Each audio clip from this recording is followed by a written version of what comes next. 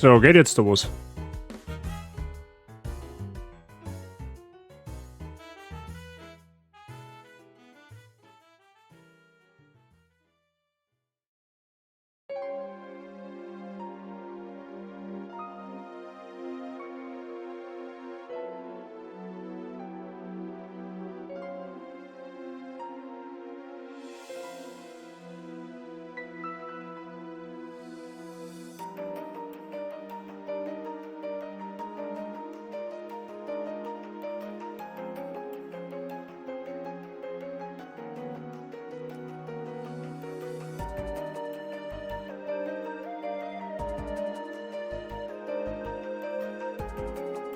So.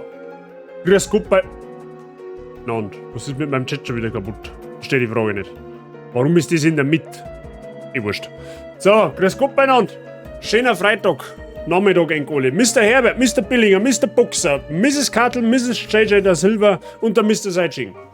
Einen wunderschönen Freitagnachmittag. Ein schönes Wochenende an Engole. Wie geht's euch denn? Abgesehen vom Seid, der noch ein bisschen grippisch ist. Alles fit bei euch? Ich hoffe doch. Ja, jetzt hab ich Geht's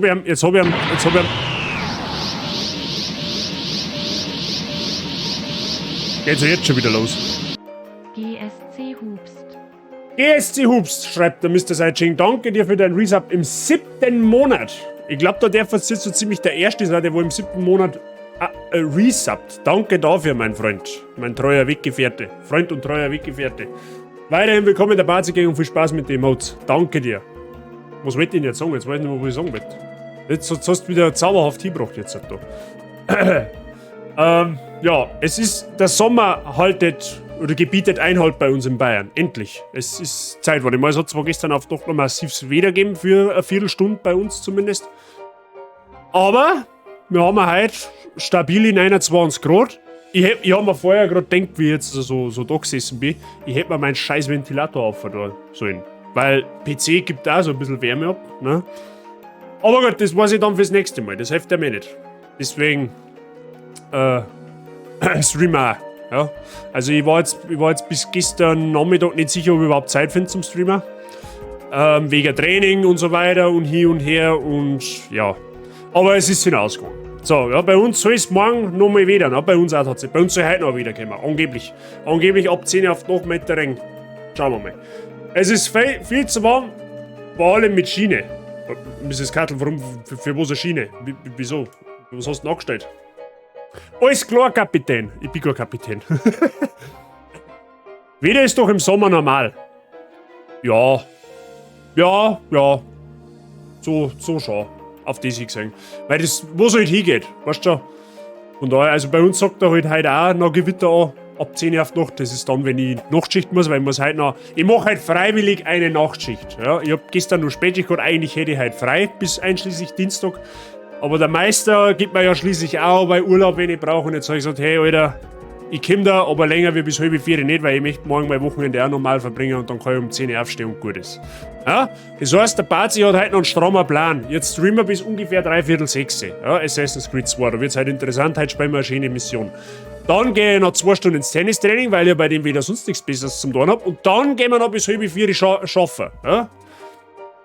Das ist mein Freitag. Muss aber sagen, ich habe dafür schon viel Zeit auf dem Balkon verbracht heute. Ja? Muss ich auch dazu sagen. Alter, im schwarzen Pulli schwarzen ist nicht lustig bei dem wieder. Mr. Billinger, das glaubt er, also aufs Wort glaubt er das. Also meinen höchsten Respekt an alle Bauarbeiter, Schweißer, Schmiede, Künstler und was weißt du, wie es ist. Bei der Hitze, das musst du schon mengen. Schienenwald-Sehenscheinentzündung ab Montag, vielleicht sogar 2 Wochen gibt's. Was treibst denn du? Wie hast du das wieder angestellt? Mrs. Kattel, gute Besserung auf alle Fälle. Mensch, du. Grippig bin ich nimmer, seit dem Duschen heute weiß ich, es war kurz vorm Hitzschlag. Zum ersten Mal im Leben Haut wegen an Sonnenbrand. Was? Haut wegen an Sonnenbrand? Runtergeratzt das von der Stirn. Also ich weiß jetzt nicht, ob ich es richtig übersetzen kann, aber du hättest halt quasi fast einen Hitzschlag gekriegt, oder wie darf ich das verstehen, Mr. Seitsching? Muss mal schauen, ob da was Dünnes hergeht zum Schorseln. Zum Schorsen, weil mit knockerten Arm ist noch schlechter, ja. Mit bloßen Arm schwarzen da die jetzt auch nicht unbedingt, wenn du mich fragst. Ja? Wobei es bei der Hitze wahrscheinlich dann auch schon nicht mehr ganz so einen großen Unterschied macht. Aber gut. So. Hesti, danke für dein Following. Grüße dich. Alles fit bei dir. Schön, dass du einer schaust. Grüße an den Hunter-Stream.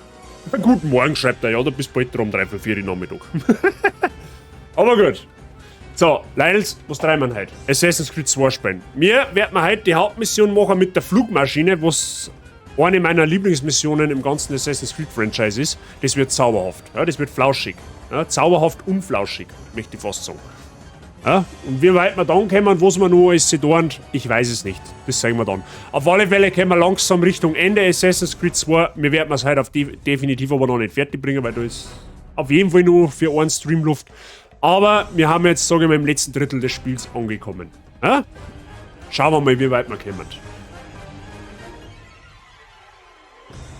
Dann habe ich bis auf einen Tag dermaßen einen Sonnenbrand, dass es nicht mehr lustig ist. Ja, jetzt ist jetzt so die Frage, bist du mehr der Typ Alpin weiß oder eher so der Typ rot und dann auch nach einer Woche auch wieder weiß? Ja? Also ich bin eher der Typ erst rot und dann braun.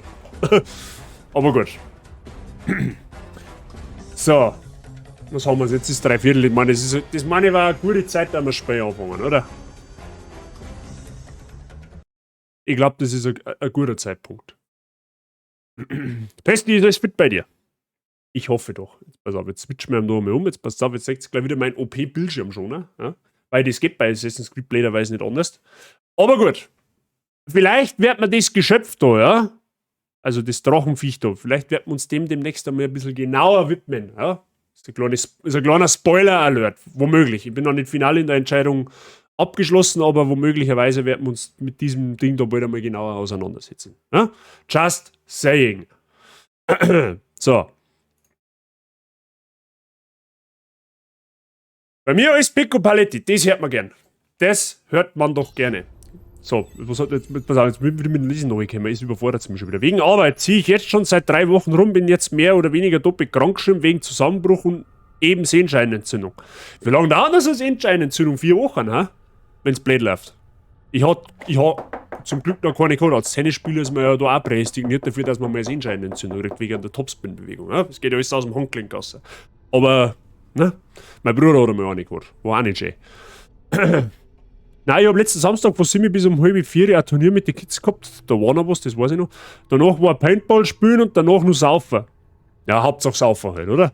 Erst am Sonntag auf Montag ist mir dann kacke gegangen. Kennst du das, wenn der wenn das... Ja, ich kenn das, wenn der Sonnenbrand abladelt. Ich kenn's auch, wenn der Sonnenbrand Blasal wirft. Auch nicht schön. Ja?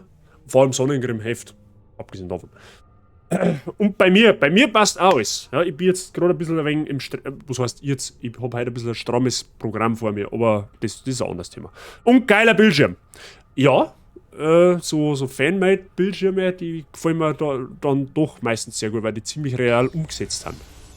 Ja? So, jetzt schauen wir mal. Wahrscheinlich, so wie ich das Spiel kenne, zeig's das, habe ich mir schon wieder gedacht. Das ist blöd, dass der meinen Controller nicht speichert, der Zipfelkopf, der. So, Steuerung anpassen. Ich mag immer nur meinen Controller haben. Ja, wo man nicht angezeigt wird. Warum wird mir mein Controller nicht angezeigt? Ja, die Frage nicht. Ich will das Spiel nochmal schließen. Das könnte natürlich auch möglich sein. Moment.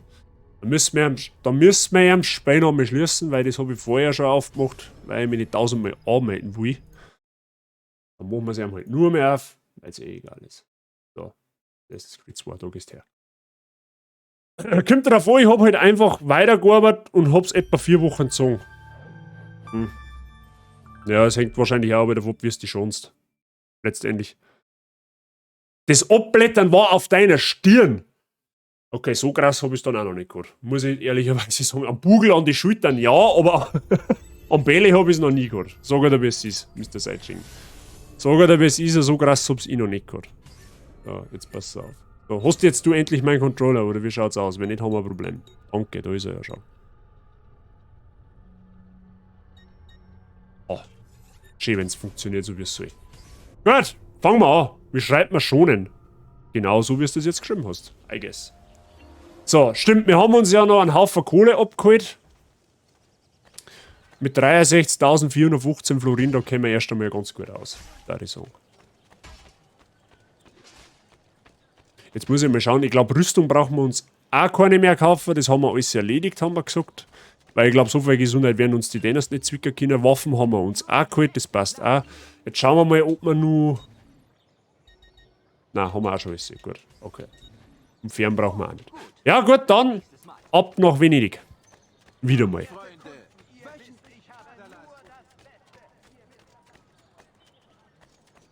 Jess, danke dir für dein Lurk. Einen schönen Feierabend. Mr. Saichin, können Sie ja mal, oder Herbert, ist mir wurscht wer, können Sie ja mal einen Shoutout für die liebe Jess machen. Ja? Jetzt bin ich gespannt, ob ihr es gestern aufgemerkt habt. Wahrscheinlich wieder nicht. So, nach Venedig müssen wir. So, die Hauptmission ist jetzt wo? Das sollte man das da, da am Rand irgendwo sein. Polo Diebesgilde. Da haben wir ihn schon. Sehr gut, da müsst ihr sein, Ching hat aufpasst. Leider schaut's gerne mal bei der Mrs. Jess vorbei. Ja? Lohnt sich auf jeden Fall. So. Hauptmission wo? Hauptmission ist da drin. Kannst nicht so schnell tippen, du bist fingerbehindert. Das ist schlecht. Na, der Mr. Saiching war ja schon an Ort und Stelle. Gerne, gerne. Kein Thema.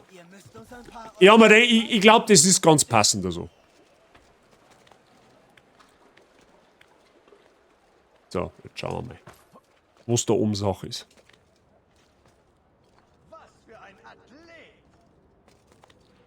Und ich hab... Was soll man da bei Henk überhaupt noch sagen? Ist... Vor allem beim Sei. Was sollst du da sagen? So, aufgemerkt. Es ist soweit. Es ist vollbracht. Wie schön. Sie. Nun hoffen wir, dass euer Plan aufgeht. Denn wir haben fast keine Zeit mehr. Hör gut zu, Ezio. Du wirst von Feuer zu Feuer. GSC Hubst. Die Hitze der überflogenen Feuer wird dich wieder aufsteigen lassen. Verstanden. Aber Vorsicht! Heute Nacht sind Schützen auf den Dächern. Weiche den Pfeilen aus, oder es wird ein kurzer Flug. Ich wünschte, ich könnte mein Schwert benutzen, während ich dieses Ding fliege. Nun, du hast die Beine frei. Wenn du nah genug herankämst oder ein Pfeil im Schädel, könntest du sie vielleicht von den Dächern treten. Nett. Jetzt oder nie, amico mio. Freunde! Das ist die, wie gesagt, das ist eine der geilsten Missionen im Assassin's Creed Franchise, wo ich bisher gespielt habe. Die einen oder anderen sagen, die Mission ist kacke, aber das liegt wahrscheinlich an dem, weil es mit der Steuerung nicht klarkommen. Die ist auch ein bisschen, umgedrehte Steuerung, aber an und für sich, von der Atmosphäre, vom Aufziehen her, ist die Mission richtig, richtig geil. Gelegenheitsflieger. Leonardos Flugmaschine zum Palazzo Ducale steuern. Im Innern des Palazzo Carlo Grimaldi eliminieren. Mach mal.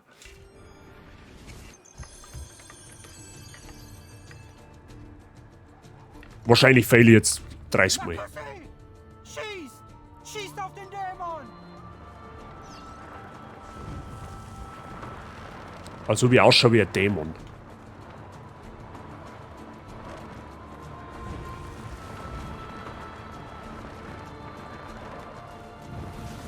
Ist einfach richtig geil gemacht, die Mission.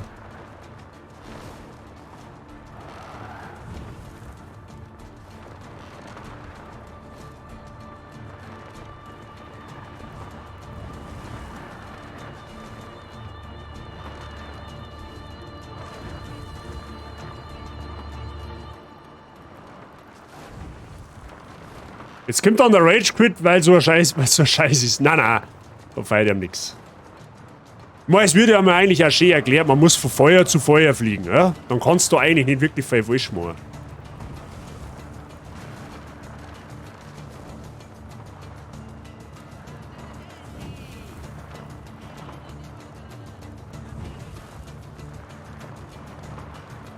Es ist schon, dass das später nicht wirklich so übernommen worden ist. Gut, wobei, es macht halt auch keinen Sinn, weil es ja halt nur in der italienischen Renaissance von Bedeutung, wo der Leonardo gelebt hat.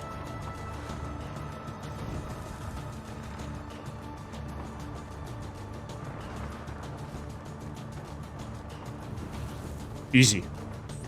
Ohne Schaden sogar.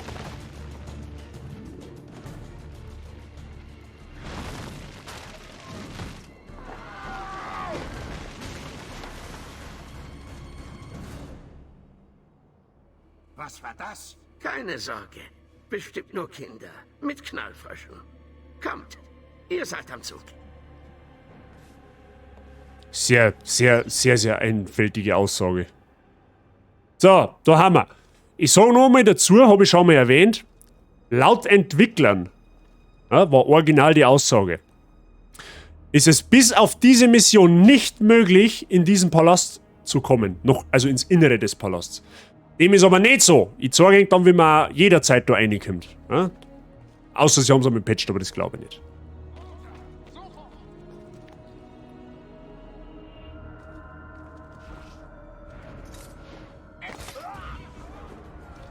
Ach, da darf man nicht entdeckt werden. Okay, das ist mir entgangen. Hab jetzt nicht aufgepasst. Ich hab jetzt nicht gewusst, dass man da nicht entdeckt werden darf. Gut, dann machen wir Sneaky Picky. Öfter mal nicht. Der, wo spielt, hat einen Knall, ja. Einen gewaltigen sogar, Mr. Herbert. Einen ganz gewaltigen sogar. Das ist mir entgangen. Irgendwo ist da, das ist im Klardrucken gestanden, dass man nicht erwischt werden darf, aber das macht auch nichts. Kriegen wir also auch hin.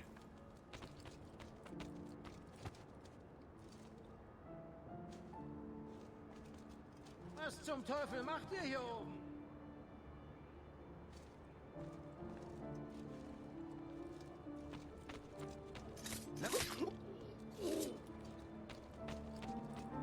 Nur der Vorsichtshalber schießt man so schon. Sticht man den da auch ab. Was machst du hier oben? Geh! Chris, aber die sind aber ein bisschen blöd. Ja, ein bisschen gescheit stark. Das stimmt. Die Wachen, die sind nicht die hellen. Es ist aber typisch für so ein Spiel. Chris, ist fit bei dir. So, wir müssen offensichtlich da nach unten. In der Demo ist nämlich da unten ein Heuwagen, ja. Und damals beim ersten Mal kann ich mich noch erinnern, ja, es wird so sein wie in der Demo, ich spring da oben. Ja, war keine so gute Idee.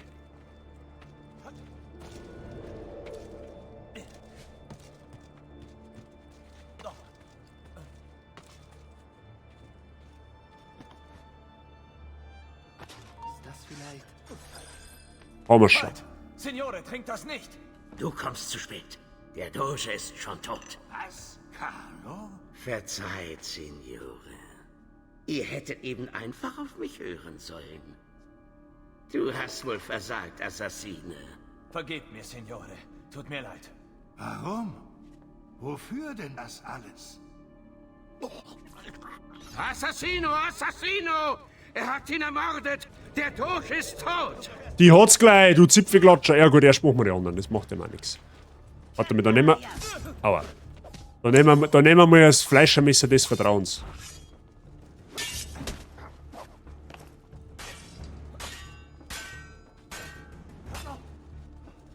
Normalerweise benutzt man Siehst du, dass da Fleischermesser des Vertrauens hilft immer. Auch wenn ich mit dem Doschen gerade ein wenig Probleme habe. Ma che cosa aspetta? Schlitzt ihn auf! Diesmal helfen euch eure Mütter. Wir schicken dich in die Flammen. Grüß den Herrn von uns, wenn du ankommst. Das ist ein Kampf. Probiert es doch mal mit. Ja. So, wo ist jetzt da einer? Dahinter. Was haben wir jetzt so? Ja, die ganzen Stealth-Spiele haben die ganzen Wochen einfach nur komplett hängen geblieben. Ja, die haben einmal... Achso, da haben wir ja nicht. Die haben irgendwann einmal zu nah mit der Schaukel an der Mauer gestanden. Wenn du mich fragst.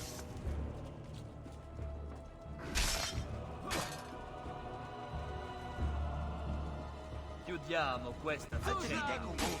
Irgendwann wird er müde. Warum brauchen die eigentlich so ewig, um anzugreifen? Und der andere schaut sich um, ja wie jetzt? Ich verstehe die Frage nicht.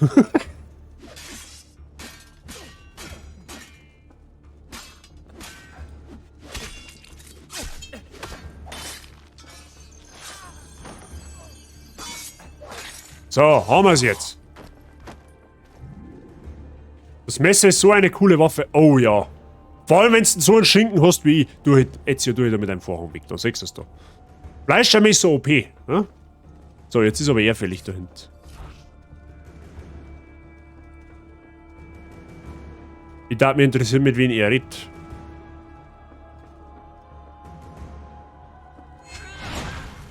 Ah, wurscht. Ein Attentäter tötet den anderen, wie es scheint. Wir töten und glauben. Es wäre das Beste, oder? Messer Ezio. Ich tue das nicht für mich selbst. Ich bringe dieses Opfer für die gute Sache. Requiescat in pace. Ja, da sind er sich, der Alt. Du tötest mich? Du tötest mich? Wenn's das wissen möchtest, ja. Jetzt! Oha, da müssen wir mal Entwaffnungskünste sprechen lassen. Avanti, mi stai annoiando. Hey, aber nicht zu zweit, das ist gemein. Er ist zwar. He dead.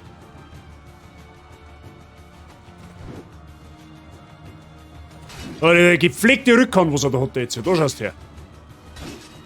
Schön beidhändige Rückhand.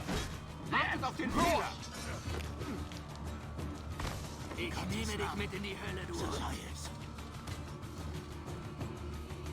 So, was jetzt? Kämpft der jetzt mit der Faust, oder was? Lol. Ja, noch nie gesehen.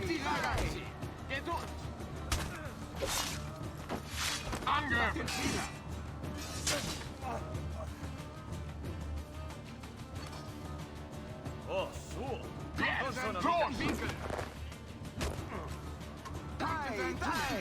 Mei, hau halt du ab, ha.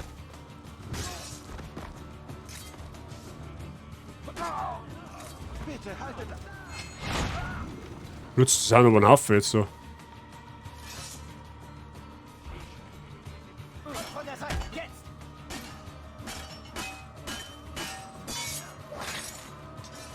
Gut, jetzt bin ich dann gesucht, aber gut, das darf mir jetzt nicht wundern, wenn man da schon angeblich umbringt.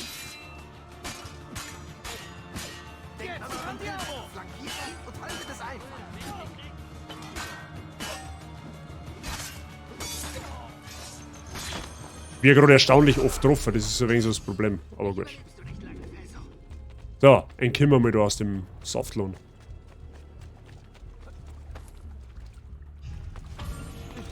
Easy. Nice. Ja, wenn du dann einen Haupttempler umbringst, kriegst, dann kommt noch so eine kurze Abschiedsnachricht vom Ezio zum Templer. So quasi ein bisschen mehr so als Respektsgeste, ja? Hast du noch nie Assassin's Creed 2 gespielt? Oder gesehen? Oder wie auch immer?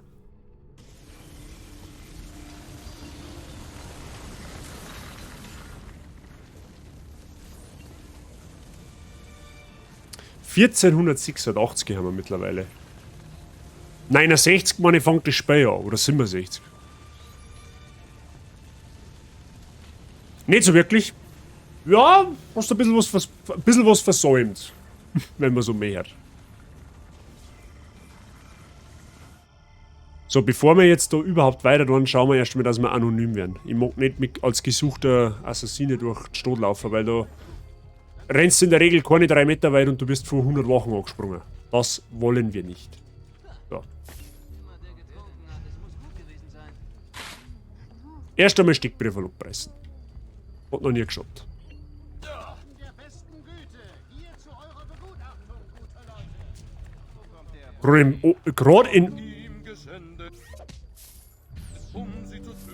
Gerade in Fallout pöbelt worden von einem, der 2 Ränge unter dir ist, okay? Ja gut, ich weiß jetzt nicht, wie viel das da Ränge ausmachen, aber... Mei. Ist das jetzt endlich ernst? Wartet, bis er sich eine Blöße gibt. Ja, seht das meine ich. Wenn du gesucht bist, da kommen da vor mit 300 Wochen daher, ohne dass du eigentlich irgendwas tust. Aber da hinten ist ein Herold, den werden wir dann gleich einmal abusen.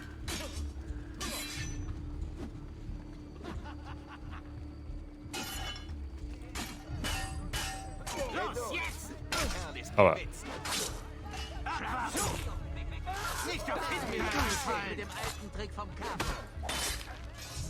Toll, jetzt wird's genau das, was ich mir vom Steckbrief abreißen wieder reingeholt hab, habe ich jetzt wieder drauf. Tolle Wurst. Aber pass auf, das haben wir jetzt gleich. Hör du auf, Scheiß zum Verzeihen. Ich hab gar nichts da. So, das hat es zumindest schon mal um die Hälfte verringert. So, da hinten haben wir jetzt einen Steckbrief. Der wieder sehr, sehr dezent platziert worden ist. Am Balkon oben, wo kein Mensch nicht hinschaut. In der Hauptstory steigst du halt Ränge in die verschiedenen Fraktionen auf, also halt dann zum General und so. Es ist, ändert aber quasi nichts. Ach so, okay. Da hat die jetzt eine Dekade quasi mal ein bisschen saublöd abgemacht, oder was? Da hinten ist ein Augenzeuge, den werden wir mal dezent mit Stich... der mal nicht. Da hat er jetzt ein Glück gehabt. Mit stichhaltigen Argumenten zum Schweigen bringen. Hätte ich gesagt, aber mir besticht man dann einfach noch mit den Herold. Verstehe jetzt zwar nicht, warum der jetzt da zweimal triggert, aber gut. Haben wir ja nur Geld dafür. Easy. So. Dann schauen wir Richtung Hauptmission. Beziehungsweise, Moment einmal, inwieweit ist denn die Karten jetzt eigentlich aufdeckt? Hoppala, war mit zweit. Aha, da geht uns noch... Da haben wir Codex sein, die haben wir letztes Mal nicht mehr finden können. Da ist jetzt sogar das Assassinengrab. Da wo es das Easter Egg gibt. Das wäre ich auch sagen, was das ist. Okay, ja, die Codex-Seiten, die müssen wir uns auf alle Fälle bei Zeiten noch hin. Die brauchen wir am Schluss. Eins nach dem anderen.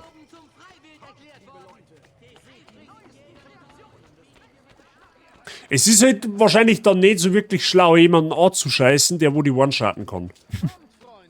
So auf dem Motto, jage nichts, was du nicht töten kannst. Gut.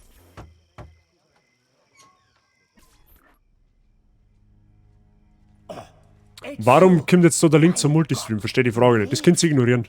Ist es wahr, man sagt, du hättest den Dogen getötet? Ich versuchte ihn zu retten, Leonardo. Aber die Wahrheit zählt hier nicht. Ich versagte. Und nun bin ich der meistgesuchte Mann Venedigs. Nun, vielleicht hast du Glück.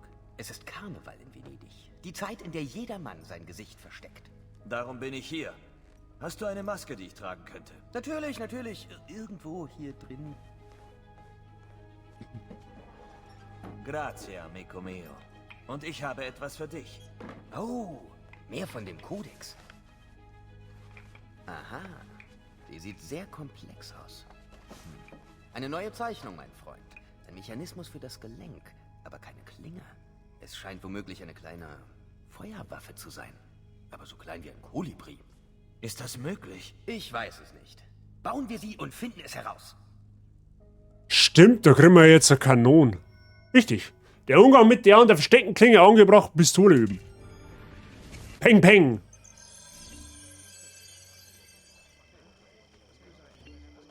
Die Benutzung der Pistole erlernen.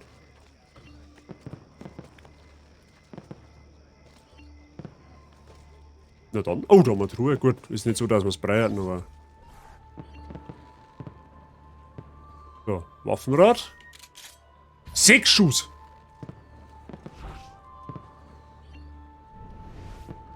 Ja.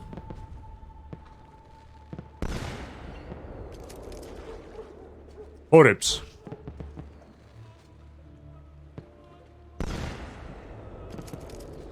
Das Ding ist nur extremst auffällig.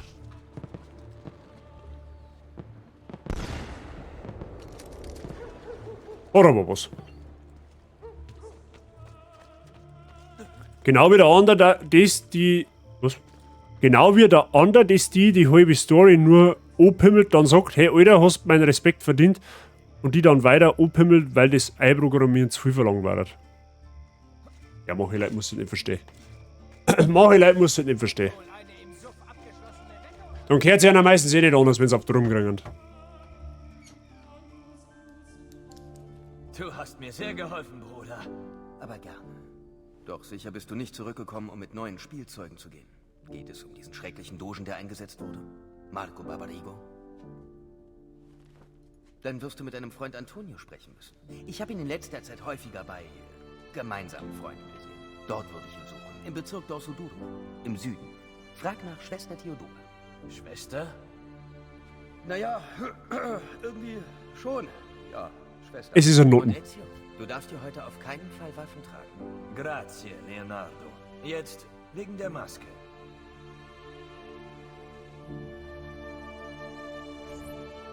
Nice. Marco Barbarigo und Dante. Haben wir ein paar Infos gekriegt. Gut, interessieren jetzt eher weniger, aber... Schauen wir mal auf die Map. Jetzt passt's auf. Da rund ist die nächste Hauptmission. Das ist eigentlich gut, weil da müssen wir jetzt sowieso hin. Das heißt, wir holen uns jetzt so schnell den Turm und holen uns dann da auch gleich noch die Codex-Seiten, damit das auch erledigt ist. Wie gesagt, alle Codex-Seiten brauchen wir, um die letzte Mission starten zu können. Ja? Deswegen...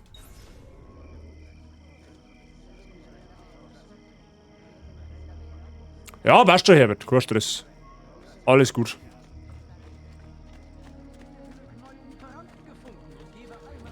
Bin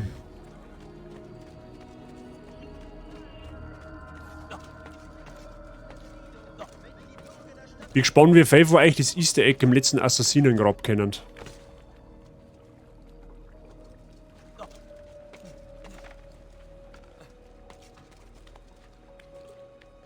Müssen wir mal schauen, ob wir das nicht vielleicht sogar heute noch machen. Müssen wir mal, je nachdem. Aber Bock hätte ich eigentlich schon. Schauen wir mal.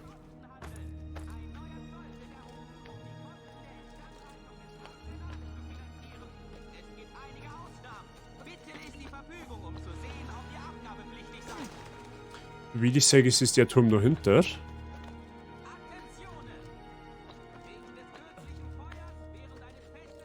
Ja, da bläht jetzt. Ja, die Segler, da bläht die andere Wache jetzt gleich wieder umeinander, von wegen, hey, schau, dass du bekommst. Halt die Klappe. Ihr habt hier oben nichts zu suchen. Naju, ihr geht nirgendwo hin. You serious?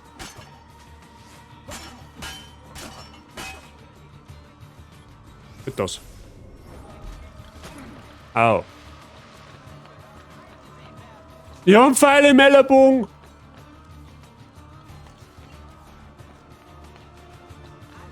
Gut, der kommt aber jetzt eigentlich gar nicht nach, oder? Der kann gar nichts machen. Lol.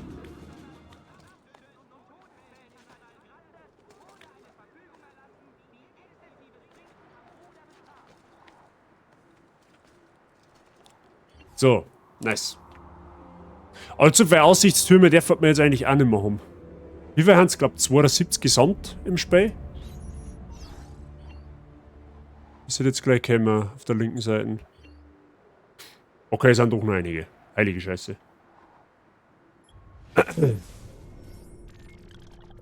Ach, weil da hinten auch gleich... Okay, da haben auch wieder 2 auftaucht. Nice. Und da auch. Lol. Okay. Wenn wir uns die Codex-Seiten.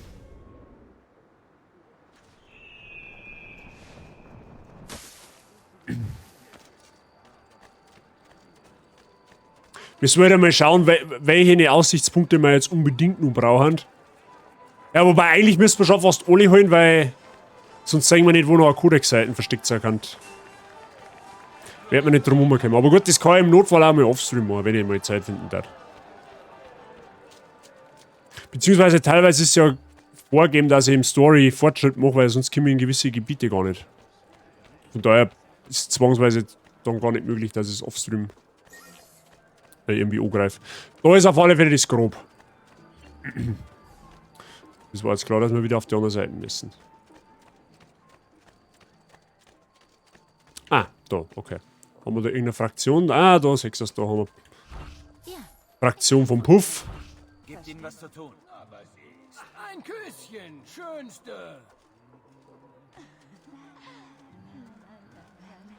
Die Gute braucht einen Waffenschein, das sage ich euch. Die spricht, die Gute braucht einen Waffenschein, ja. Hey, was für tolle Auslagen. Gut, Codex-Seiten haben wir. Ich werde dir geben, was du brauchst, Schatz. Gut.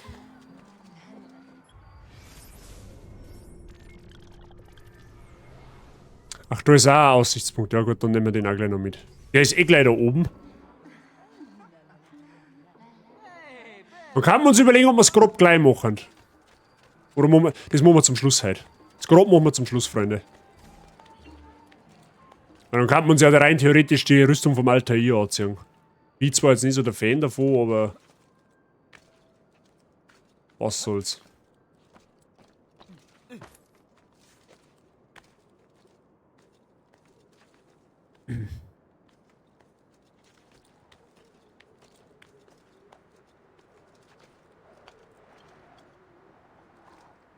Ach, da, okay.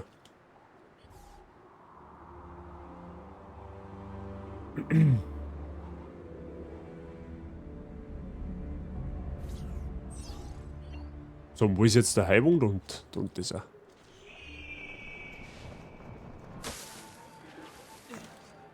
Okay. Ja, jetzt ist das Gebiet da gleich mal ein wenig weiter geworden. Sehr gut. Gut, machen wir Hauptmission.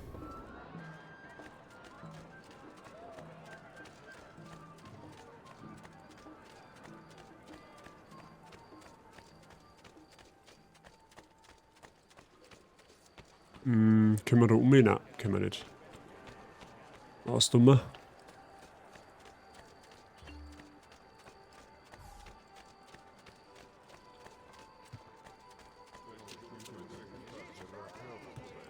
La Rosa della Virtu, okay. Schauen wir mal.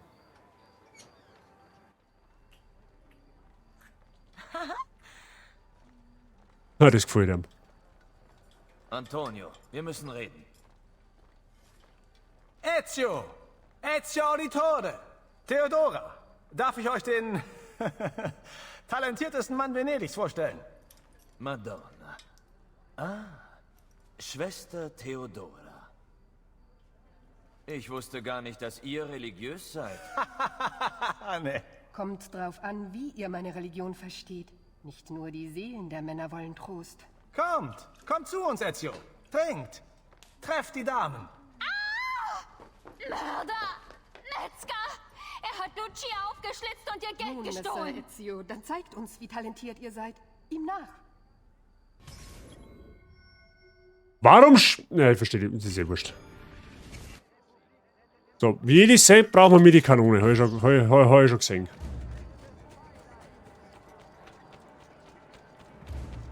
Komm nicht näher, oder ich schlitze dich auf.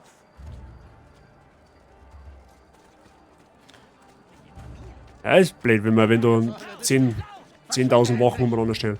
Mei, geh halt weg, du fährst die Brunzen, ha? Du stehst im Weg. Zipfelklatscher. Meine Güte. Bitte, tötet mich nicht. Bleib zurück, oder ich töte sie. Ich schwöre es.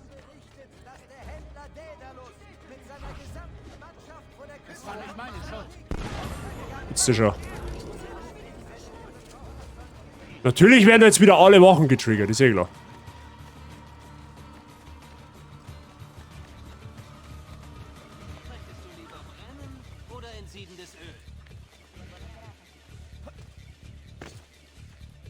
Gut, die Schlauern haben sie ja Gott sei Dank nicht.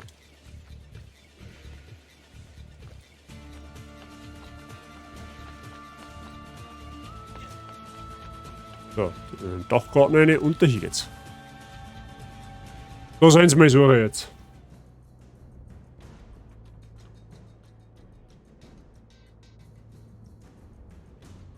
Nice.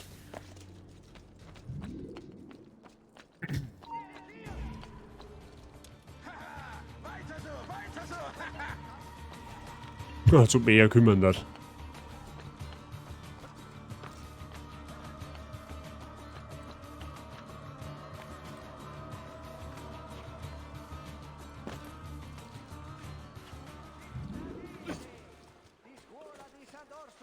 Vor allem eine einzige Wache wird getriggert, alle anderen nicht. Ah, klar. Alle interessierten Parteien sollen sich bitte bewerben. Das Signore Carpaccio nicht mehr verfügbar.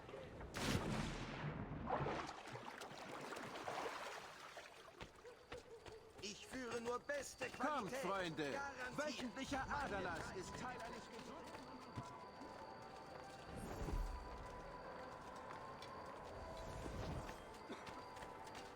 Die Wachen wissen auch nicht so recht, wie sie hier sind.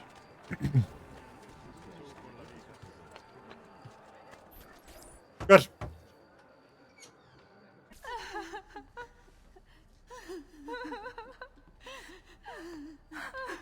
Unser Dank gehört euch, Ezio.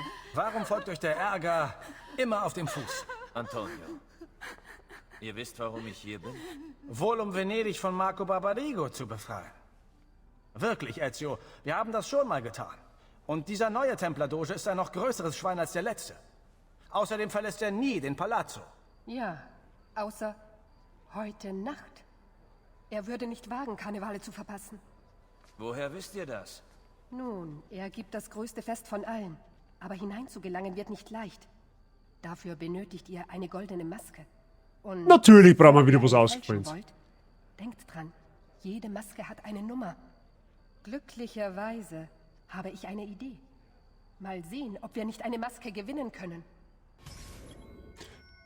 Ich hab noch nie von einem Karneval gehört, wo du nur mit einer gewissen limitierten Masken hinkommst. Aber gut, mit Theodora über Marco Barbarigo sprechen. Was ist, mein Sohn? Wollt ihr mich etwas fragen? Ja. Vergebt mir, aber warum tragt ihr die Kleider einer Nonne, wenn ihr keine seid?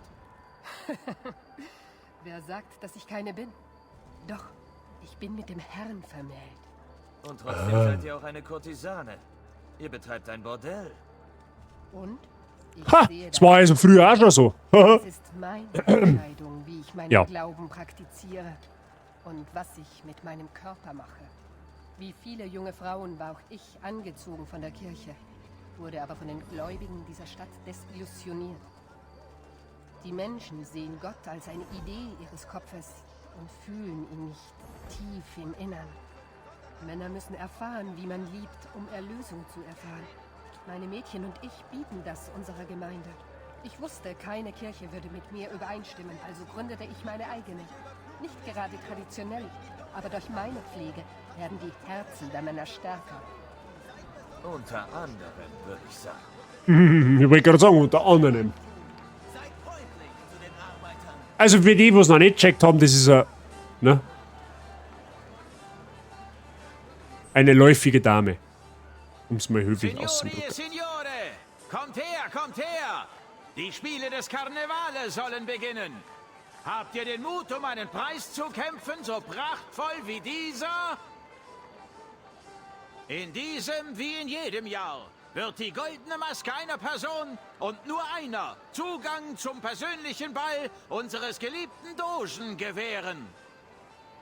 Wer würde diesen besonderen Preis nicht wollen? Kommt, tretet an! Wer auch immer sich heute als Meister unserer 4 Spiele herausstellt, soll Oder der käuflich, ja. persönliche Gast des Dogen sein. Ich denke, die Message ist klar. So, das da jetzt, da kann ich mich noch ziemlich gut erinnern. Das ist so ein bisschen mehr so in dem Spiel. Wir müssen jetzt schauen, dass wir die Masken gewinnen. Ja? Und dann gibt es unterschiedliche, ja, wie sage ich denn, unterschiedliche Spiele. Und die müssen wir halt gewinnen.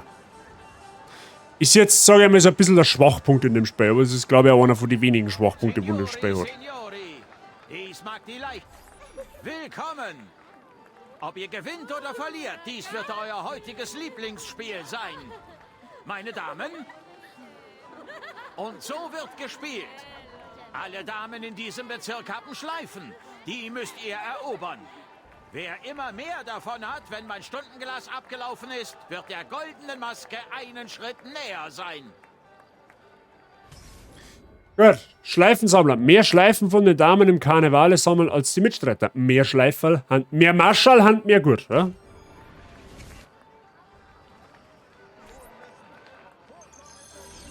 Gut, Schleifen von den Frauen im Bezirk stehlen.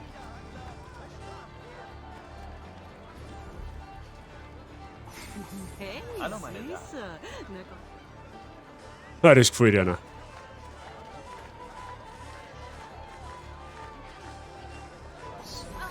Dürfte ich um eine Schleife. Ja, der Ezio stellt's nicht, der bittet einfach drum. Und er kommt durch damit. Wie hübsch ihr heute aussieht.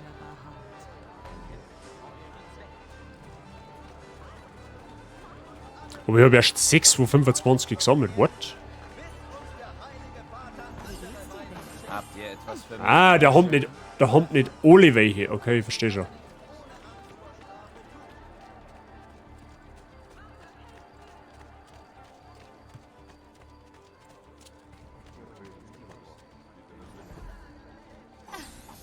Darf ich mich zu euch gesellen? Ah, okay. Boah, ist das dein Scheiß Ernst? Was möcht's denn jetzt?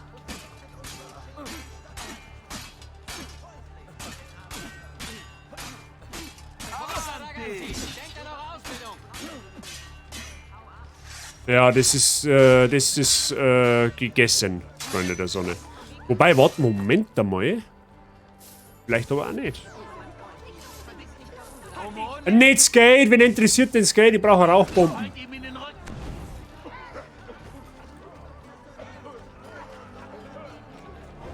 Du können wir es natürlich auch machen.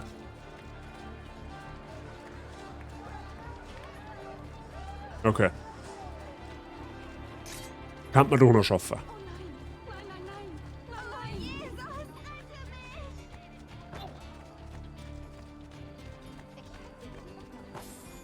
Oh, das war die Fisch. Dürfte ich um eine Schleife bitten. Okay. Habt ihr etwas für mich, meine Schöne? Brauchen wir nur noch eine?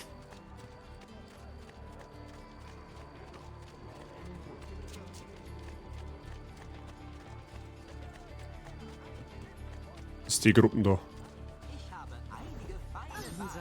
Wie hübsch ihr heute aussieht. Achso, das würde ich gerade sagen, müssen wir da Zeit ablaufen lassen, okay.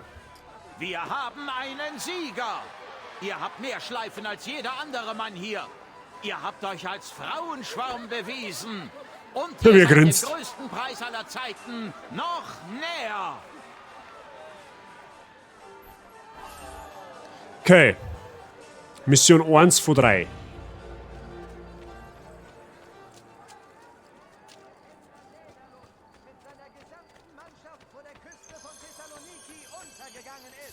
Da hat es noch so ein Spielchen gegeben, das sagen wir jetzt eh gleich, da hat man Wettrennen machen müssen gegen einen anderen. Das ist beschissen. Das ist richtig beschissen.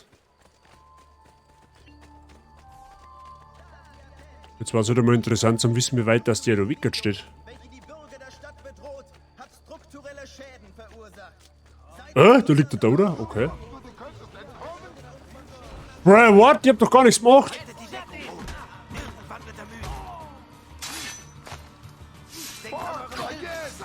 Die meinen jetzt, dass ich gewinn bin, ja toll.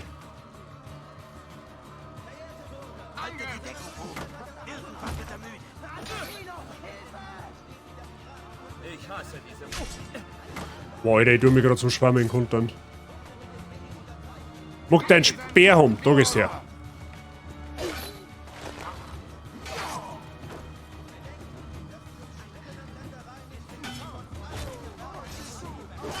Ja, was hast du davon?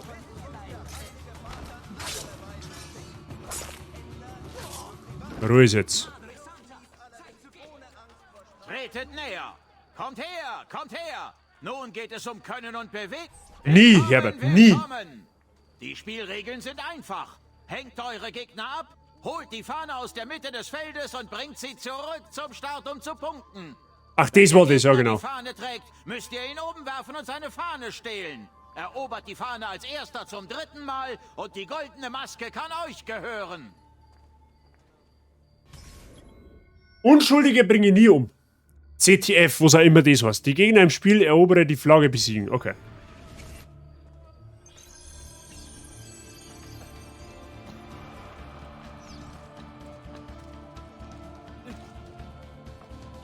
Da gibt es nämlich einen Trick, einfach da oben springen.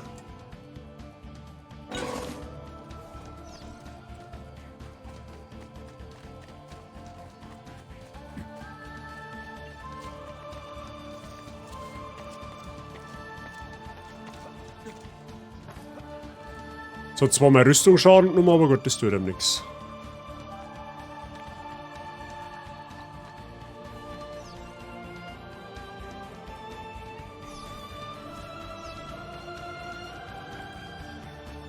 Vor allem, weil die Flagge ist immer am gleichen Ort.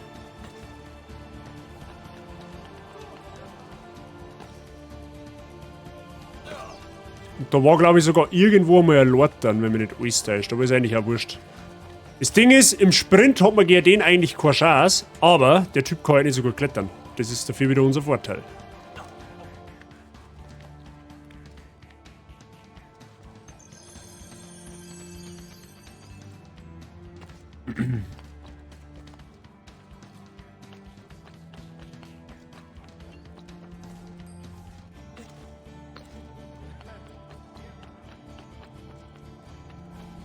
Gut. Noch einmal und dann haben wir's.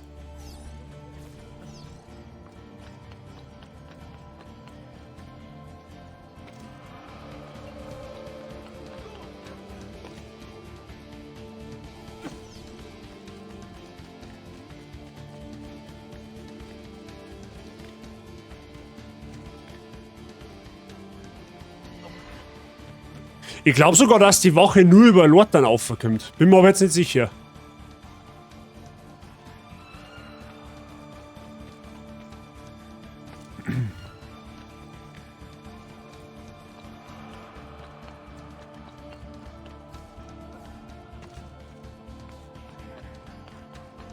Easy. War nicht so tragisch. Wir haben einen Sieger. Ihr habt eure Fahne beschützt und die des Gegners erobert. Ihr habt euch als Krieger ohnegleichen bewiesen und kommt dem Sieg immer näher.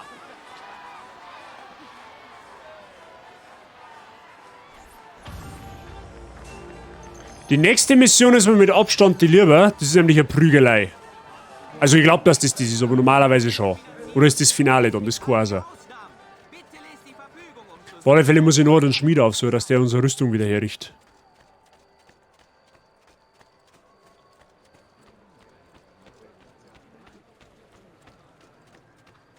Soweit die Prügelei, meine, ist jetzt nach dem Spiel erst.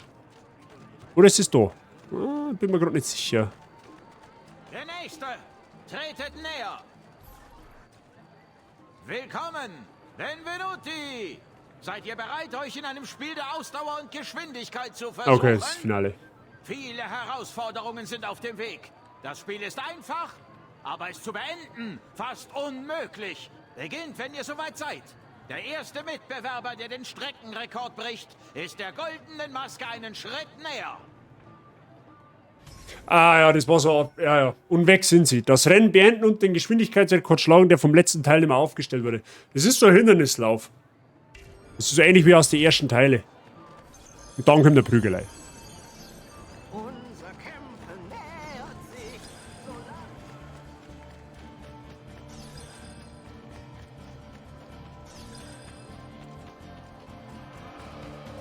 Ja, jetzt ist noch relativ einfach, aber da muss man dann nach vorne mal über Dachel. Genau, so wie jetzt.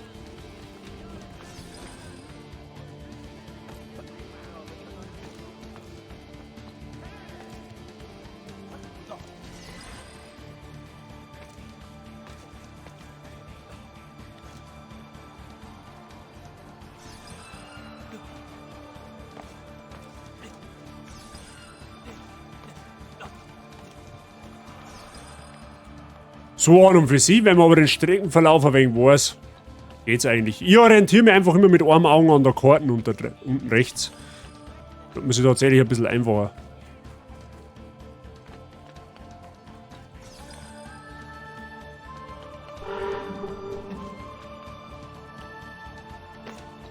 Das weiß jetzt auch noch, wenn da Wachen standen und sagen, man soll sie vom Dachel schleichen. Sauberes Köpfe und da hier geht's.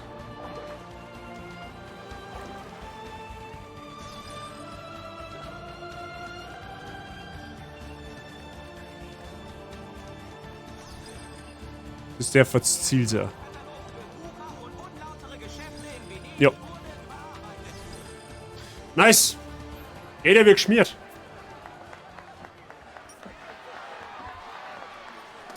Der Sieger! Ihr seid der schnellste und stärkste Mann Venedigs. Nun seid ihr dem großen Preis viel näher. Fällt einer gar nicht in die Burschen.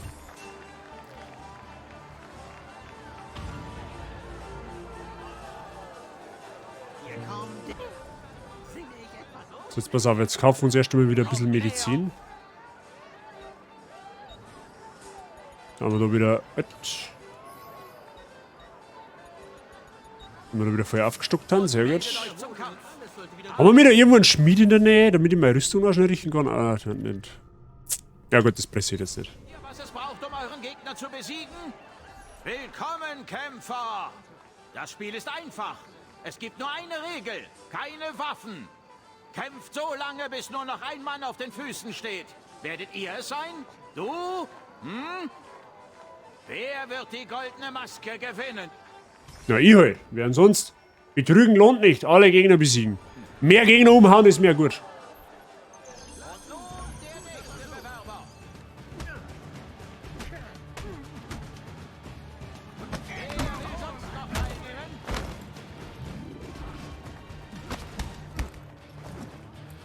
Nichts geht über eine saure Prügelei. Haha, ja, da gehst du her.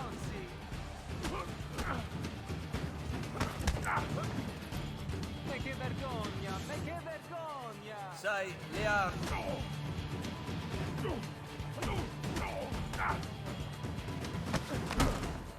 Und wenn er ihm da so einen Kopfnuss gibt, muss doch eher mehr werden, nur mit dem anderen, mit dem einen Stallhelm aufhat. Für einen Meister. Geh, Dante. Zeig ihm, wie schrecklich falsch er da liegt. Oh, jetzt kommt der Endboss, oder was?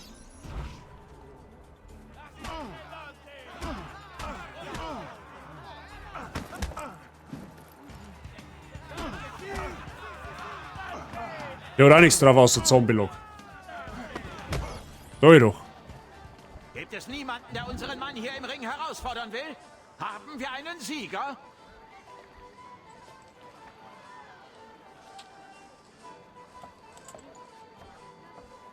Ah, wir haben noch Kämpfer. Ah ja, die haben jetzt eine Waffen. Sehr gut. Ah, so soll das also laufen, hä? Na, dann kommt zu mir einer, ist 4 Kasperl.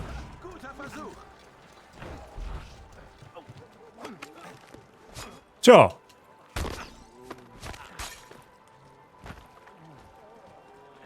Gut, dass wir des Entwaffnens bemächtigt sind, ja? Vieni a prendermi. Sei in Bett. Worauf wartet ihr?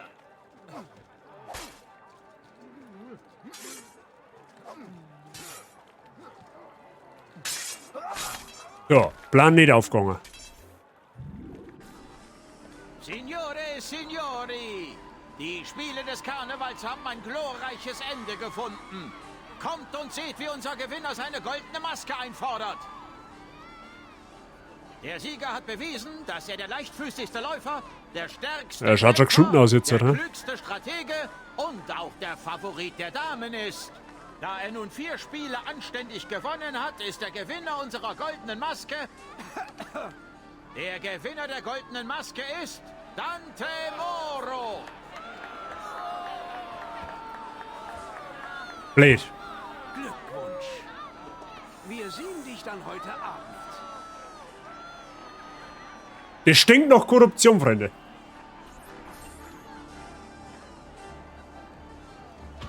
So. So, jetzt muss ich mal schnell ganz kurz was zum Trinken holen, weil da drin wird es jetzt mittlerweile echt sehr dezent warm. Ich werde aber jetzt im Spiel drin bleiben, weil das ganze Außertappen ist jetzt noch ein wenig umständlich mit Umswitchen bei Assassin's Creed, wegen dem Fenster. Aber das sollte kein Problem sein. Bin in 30 Sekunden wieder da. Bis gleich.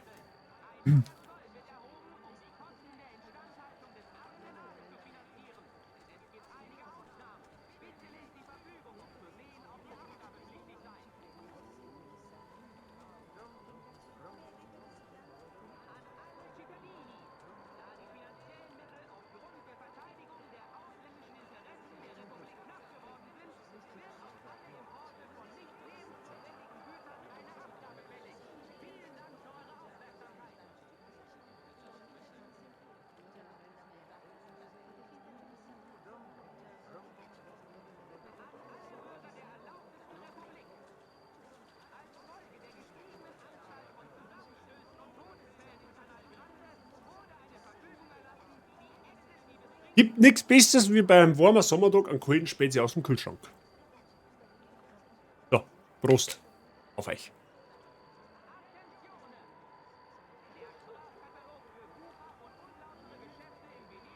Sehr gut.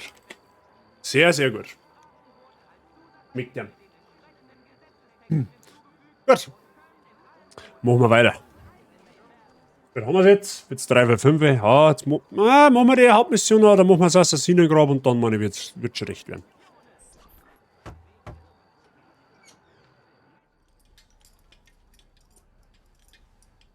Tut mir leid, Ezio.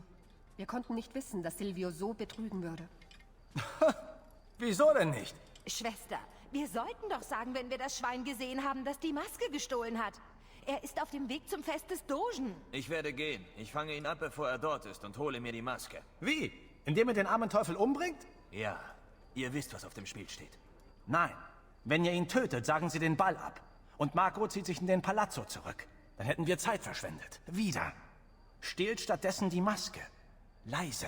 Die Mädchen können helfen. Sie sind schon auf dem Weg zum Fest. Auf der ganzen Strecke. Sie können ihn ablenken, während ihr die Maske besorgt. Va bene, das sollte gehen. Das ist ja auch gar nicht, dass man so ohne gewinnt, die Mission. Da hat man ziemlich aufpassen müssen, weil der überall umeinander geschaut hat. Ein echter Spaß. Die goldene Maske von Dante Moro stehlen, um an der Feier teilnehmen und das Attentat auf Marco Barbarigo durchführen zu können. Gut. Ah, da ist ein Schmied, den suchen wir gleich noch auf. Oh, pass auf. Er soll unsere Rüstung wieder uns machen. Können wir da außen rum? Wahrscheinlich schon, oder? Ja.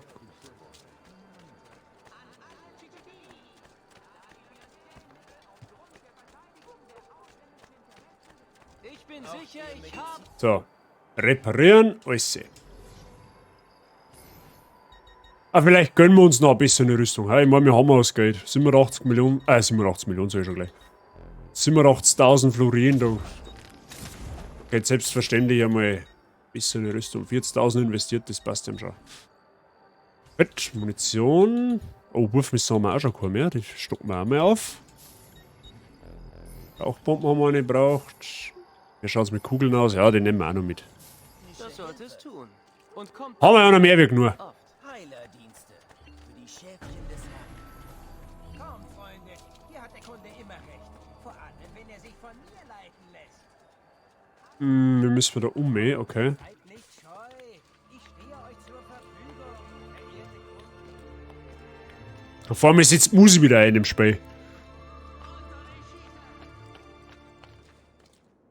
Und dann ist es wieder weg.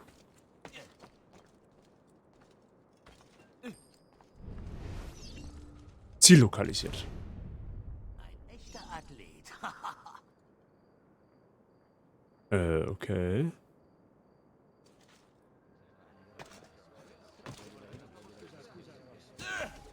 Wie habt ihr das gemacht?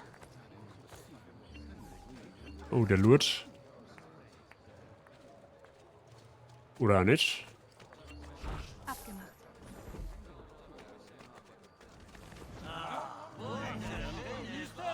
Boah, Alter, ey, die scheiß Musikanten, da zupft Ja, Geld. Oh, ja, Geld.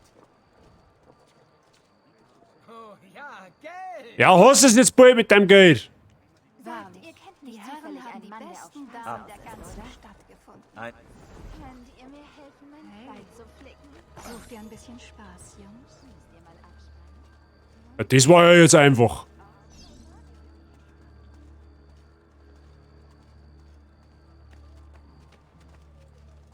Das Fest aufmischen, ja gut, dann mischen wir mal das Fest auf.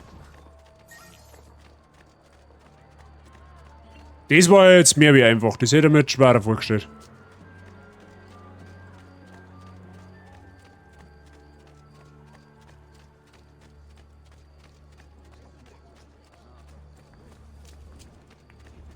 In meinem Geschäft gibt es nur das Allerfeinste. Gut.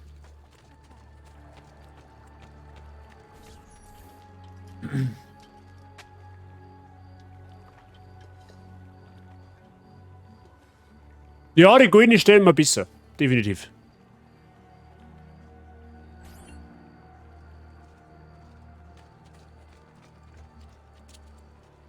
Buonasera, Signore.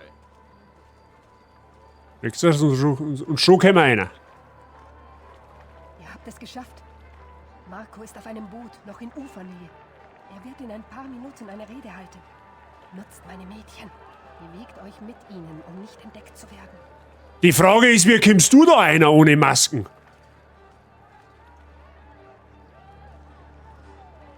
Hauptsache Limited Zugang, aber ein Riesenschwert und Rüstung haben dürfen, ja. Ich frage mich gerade, wie Puffmutter da einer kommen ist ohne Masken. Ja, das hätte es ja viel einfacher machen können.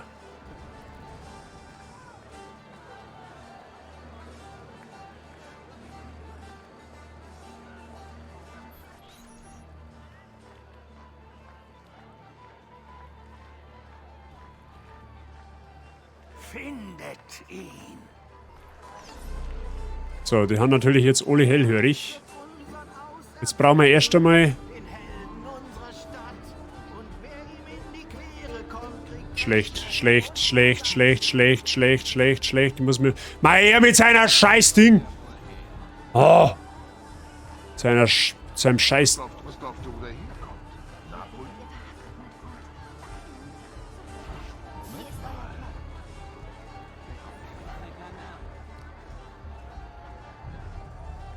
Achso, ich soll so lange unter da haben. Ja gut, okay. Bleiben wir jetzt einfach mal da so ein wenig stehen. Ich geh ins Gebüsch mit dir nach.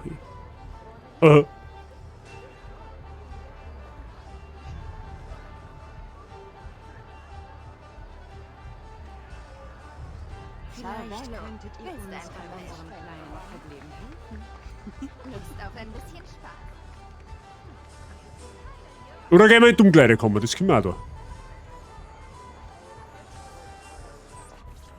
Okay, nice. Signore e Signori, ich präsentiere euch den verehrten Dogen von Venedig. Benvenuti. Willkommen, meine Freunde, zum größten gesellschaftlichen Ereignis der Saison. Ob im Frieden oder im Krieg, in Zeiten des Reichtums oder Darbens. Venedig wird immer Karneval feiern. Er verlässt das Boot nicht. Ich werde rausschwimmen müssen. Das besser nicht. Ihr würdet sofort entdeckt. Dann kämpfe ich mir den Weg. Wartet. Heute Nacht feiern wir, was uns Kommen wir gleich. ausmacht. Wie hell unser Licht über die Welt erstrahlt. Das ist es. Die Pistole. Easy.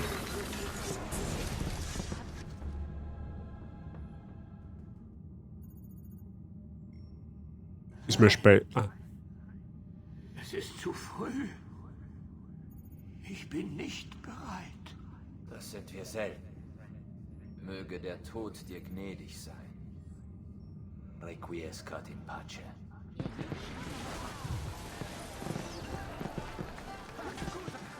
So, ich gehe jetzt stiften.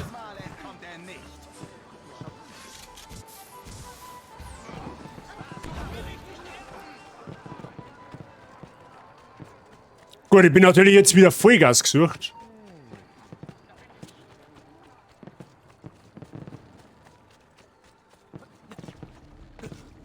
So, da hinten ist gleich ein Augenzeuge, dem wir gleich mal stichhaltige Beweise liefern werden. Ah, der kommt jetzt rausgelaufen, oder?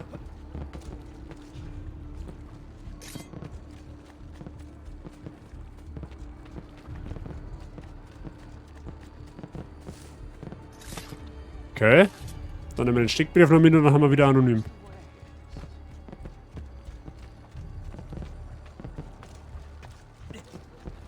Ehrlich. Cheater? Tatsächlich ist es so gedacht, dass du den so killst. Also was heißt, deine Pistole, du hast die Pistole ja vorher nicht umsonst gekriegt. Ja, das ist tatsächlich ja so angehalten, dass du den da so möglichst einfach umnieten kannst. Tatsächlich. So, jetzt pass auf, wo ist jetzt der Steckbrief? Steckbrief wo? Du warst nicht da. Klappe. Ach, da ist auch noch einer. Was ja, glaubst du, wo du hinrennst? Tempo, ich verliere ihn! Klappe. Na gut, dann nehmen wir halt den Steckbrief da unten, der tut's genau also.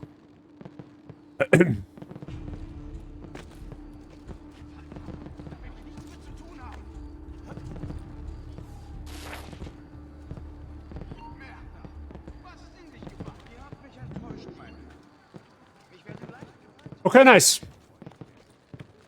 Den nächsten Templer ziemlich easy und widerstandslos umkehrt und relativ easy und widerstandslos anonym waren. So wollen wir das. So ist es zauberhaft.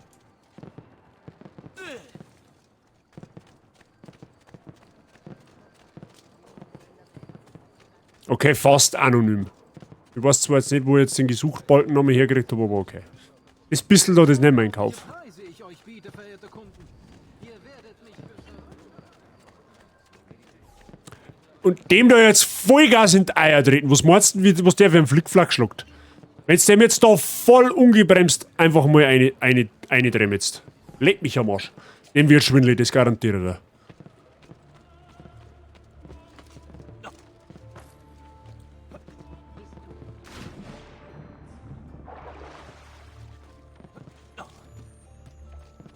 Kommt und seht, was Stolz, Schönheit und Jahre der Erfahrung euch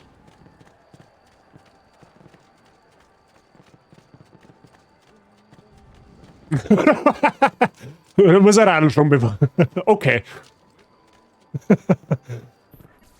Wenn dann schon richtig.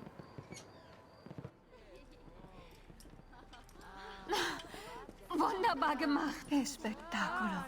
Que Spektakulo. Ein wahrer Held. Ihr müsst müde sein. Kommt, ruht euch aus. Ah, der Retter von Venedig. Was soll ich sagen? Ich hätte wohl nicht so sehr zweifeln sollen. Jetzt werden wir sehen, wie sich alles entwickelt. Aber genug davon. Ihr habt so hart gearbeitet, mein Sohn. Ich fühle, dass euer müder Körper Trost und Pflege bedarf. Ja, ich habe solche starke Schmerzen, Schwester. Ich brauche sehr viel Trost und Pflege. Oh, das wird sich einrichten lassen. Mädchen?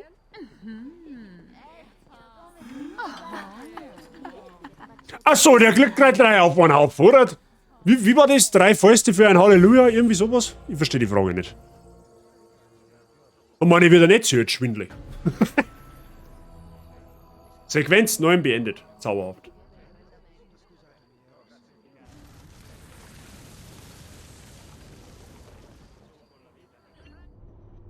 Okay, Atombombenlager, Hand verstrahlt, ohne Ende. Wer hätte damit rechnen sollen?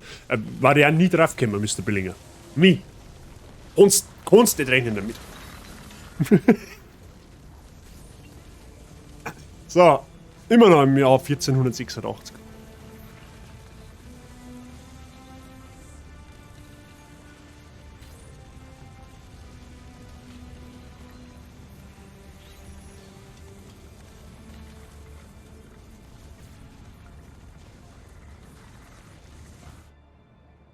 Surprise Pikachu Face.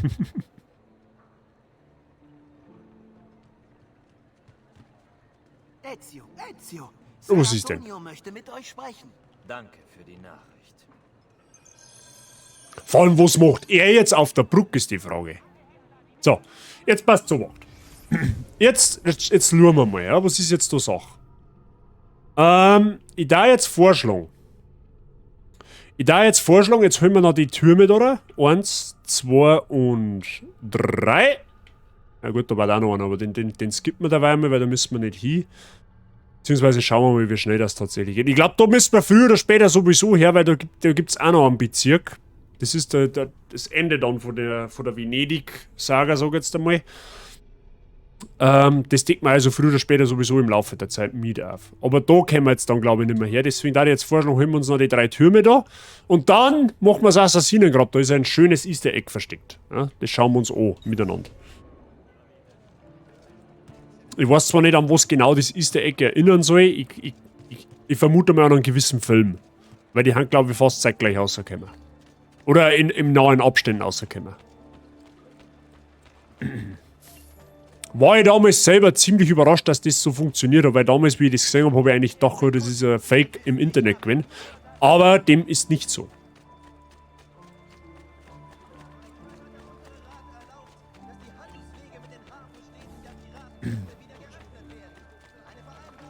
Die paar Türme, die hat es ja gleich. Gut, ich wollte jetzt zwar nicht unten rum, aber gut.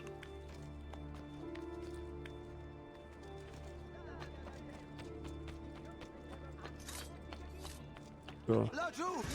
Halt die Klappe.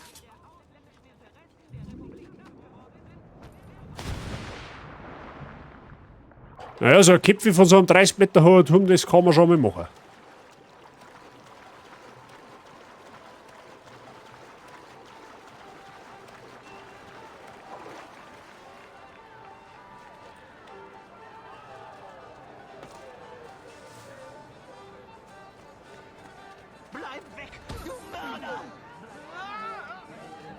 Oder ein wenig Kohle für uns.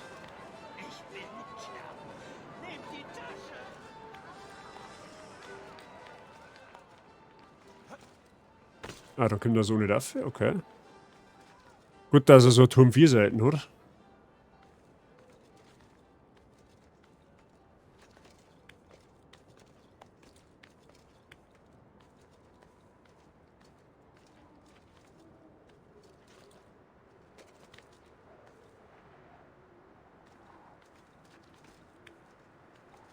Gut. Haben wir schon den ersten.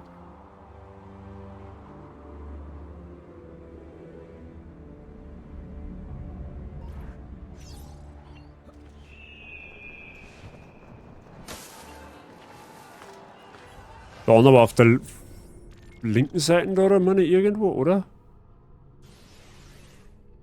Lol. Ach, da hinten. Ich wollte gerade sagen.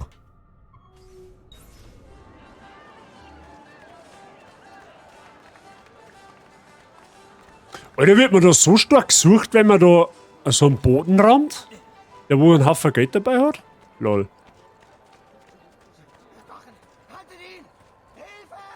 Ja, ich mag da eigentlich nicht zupfte. Ja, ich lass sie doch in Ruhe. Was chill doch da eigentlich schreiben?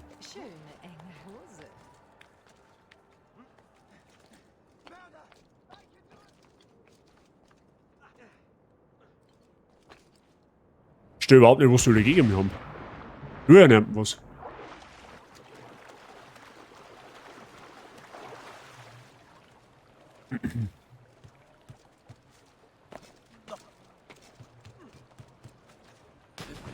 Oh.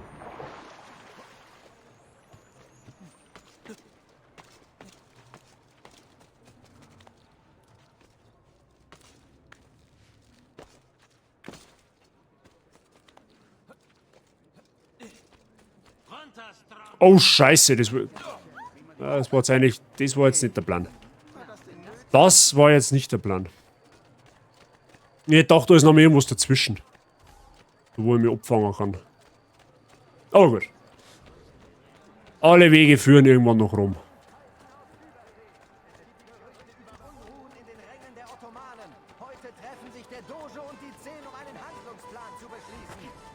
Welcher Doge eigentlich? Ich hab den gerade umgebracht, what do you mean?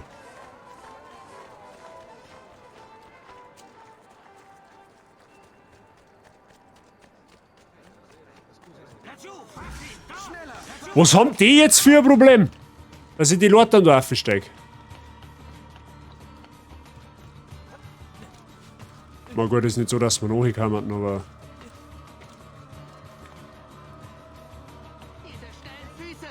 Oh, oder doch.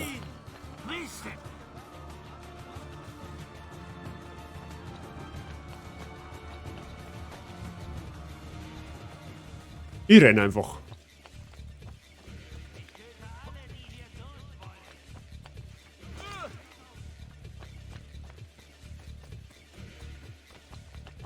So, ja doch, irgendwann können wir es immer noch.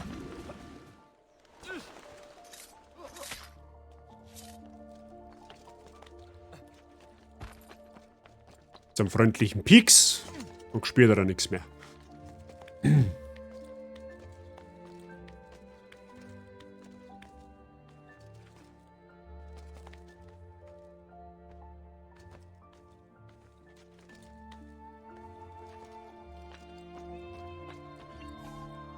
Okay.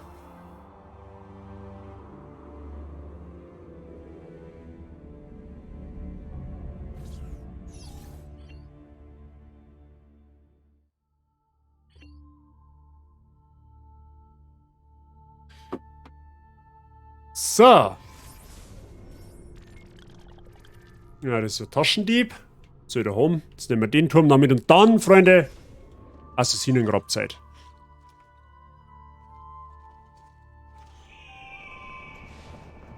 Dann haben wir noch mal ein wenig etwas Spannenderes. Weil mir jetzt durchaus bewusst so ein bisschen die Türme erklimmen, das ist halt jetzt einfach ein bisschen fad zum Zuschauen, das ist mir schon klar. Aber wie gesagt, wir brauchen halt das einfach, weil da unter Umständen auf der Karte dann die besagten Codex-Seiten einfach aufdeckt werden, die wir dann wiederum nur brauchen, damit wir überhaupt in die letzte Mission kommen.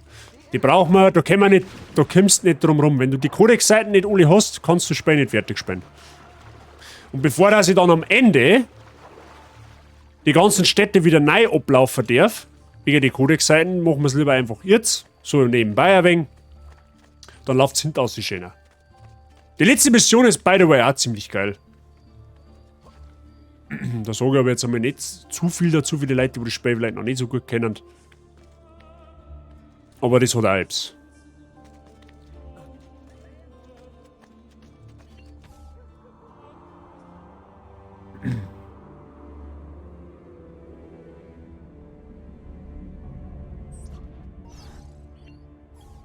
Gut, in dem Fall haben uns die Türme jetzt eher weniger gebracht. Aber sicher ist sicher. So, jetzt machen wir das Assassinengrab. Ist, glaube ich, ein guter Zeitpunkt. Dann machen wir morgen mit. Schauen wir mal, wie lange das wir brauchen, aber dann machen wir im gegebenen Fall mit der Story nächste Woche weiter. Schauen wir mal.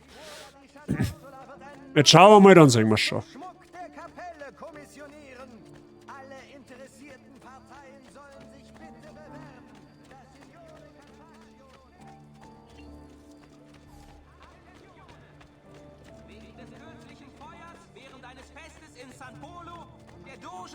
Dass die Herstellung von Feuerwerkskörpern bestimmten Normen unterliegen muss. Die Gilde kann euch die entsprechenden Listen vorlegen. Muss jetzt zurück ins Wasser rein, ernsthaft. Ja gut. Wie weit springt denn der aus dem Stand? 6 Meter oder was? War Wahnsinn.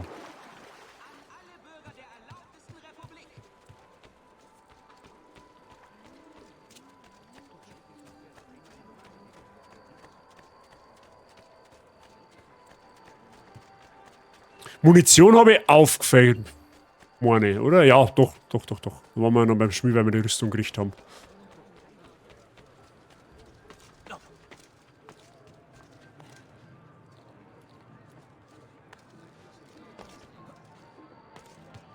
So, das Assassinengrab ist da in der Kirche. Ah, da runter, okay. So, Easter Egg Time. Also, zumindest kurz dann.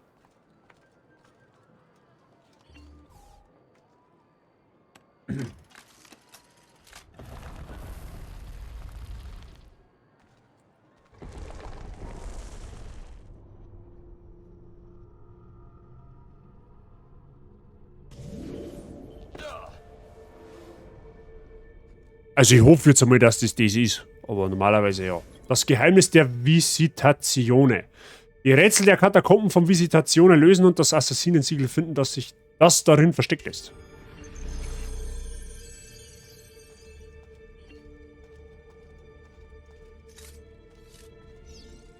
Ja, dann schauen wir halt einmal.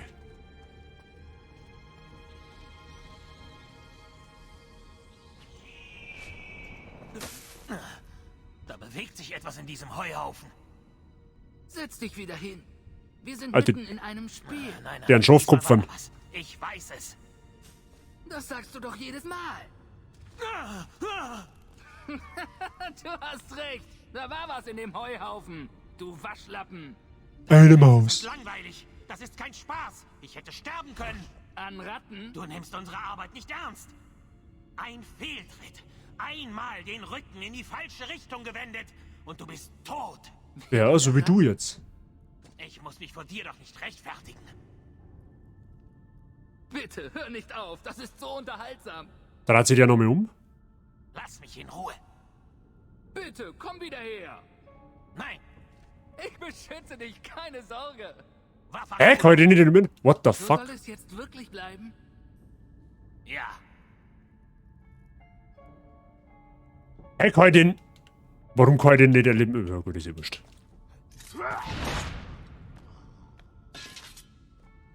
Ach, und der da hinten hat's nicht mehr gespannt. Hey, kann ich den avisieren? Moment einmal.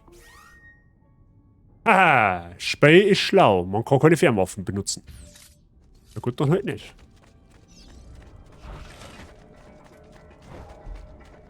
Lasst mich doch! Die Sequenz kommt uns bekannt vor, ja? Das haben wir schon mal gehört. Lasst mich doch!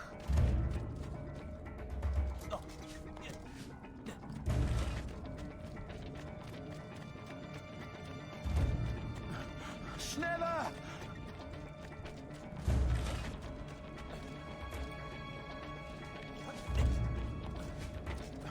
Lasst mich doch! Ist by the way gewollt, dass der Zell davor kommt.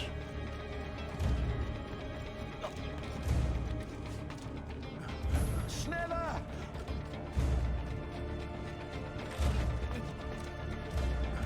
Schneller! Lasst mich doch!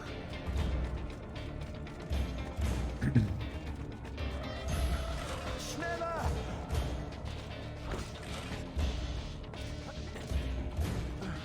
Muss einen Ausweg finden, bevor er mich tötet. Lasst mich doch!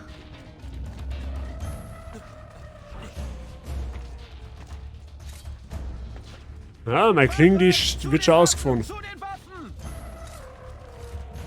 Ah, der ist sogar schnell nur. Ich werde verfolgt! Haltet ihn!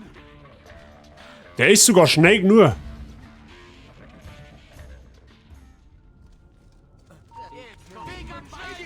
Naja, dann. Kämpfen wir jetzt zur Ausnahme noch mal ein wenig. War ja langweilig.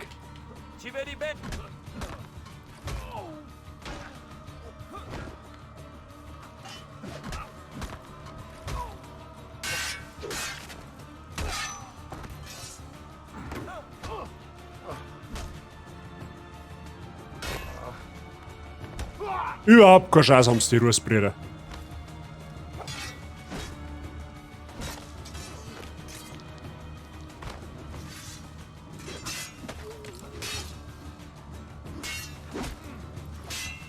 Gut, der wehrt sich nur ein wenig. Braucht sich gerade wie lang.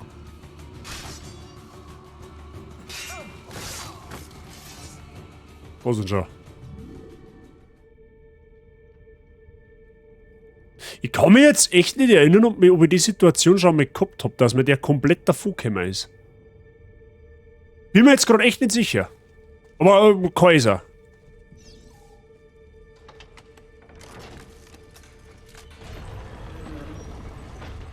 Und ja, das ist das Assassinen gerade mit dem Easter Egg.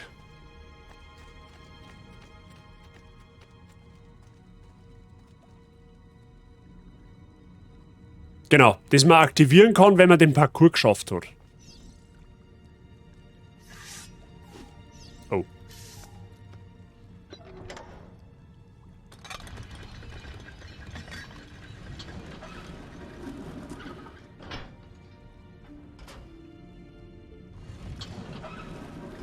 Das heißt, es ist wieder reiner Kletterparcours. Man muss den im Ohren schaffen, falls die Frage kommt.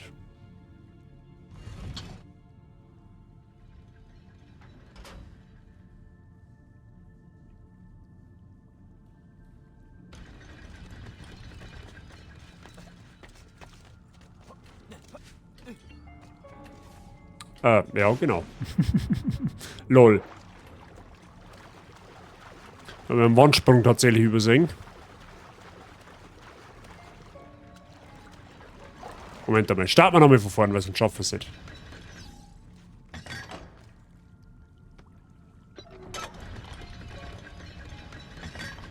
Okay.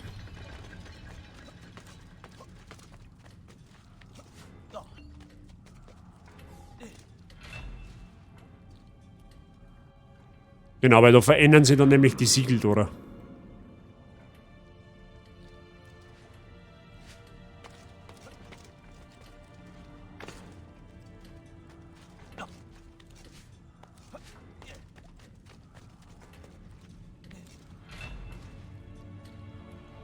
Der schaut in der Vorschau aber imposanter aus, als er tatsächlich ist. Muss man auch dazu sagen.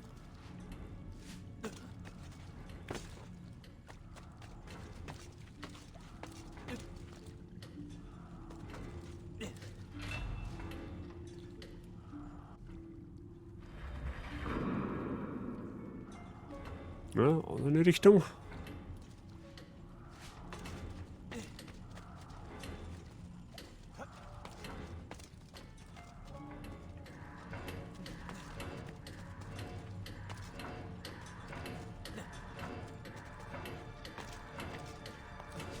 Boah. Wird aber eh schon eng. Werde es wahrscheinlich gerade so nicht schaffen. Ah doch. Okay. War sehr knapp, aber haben wir es noch mal umgebracht. So, und jetzt aufgemerkt. Jetzt machen wir ein Easter Egg. Also ich hoffe, dass das nicht irgendwie mal verändert haben, aber normalerweise nicht. Auf der PS4-Version ist es noch gegangen, damals.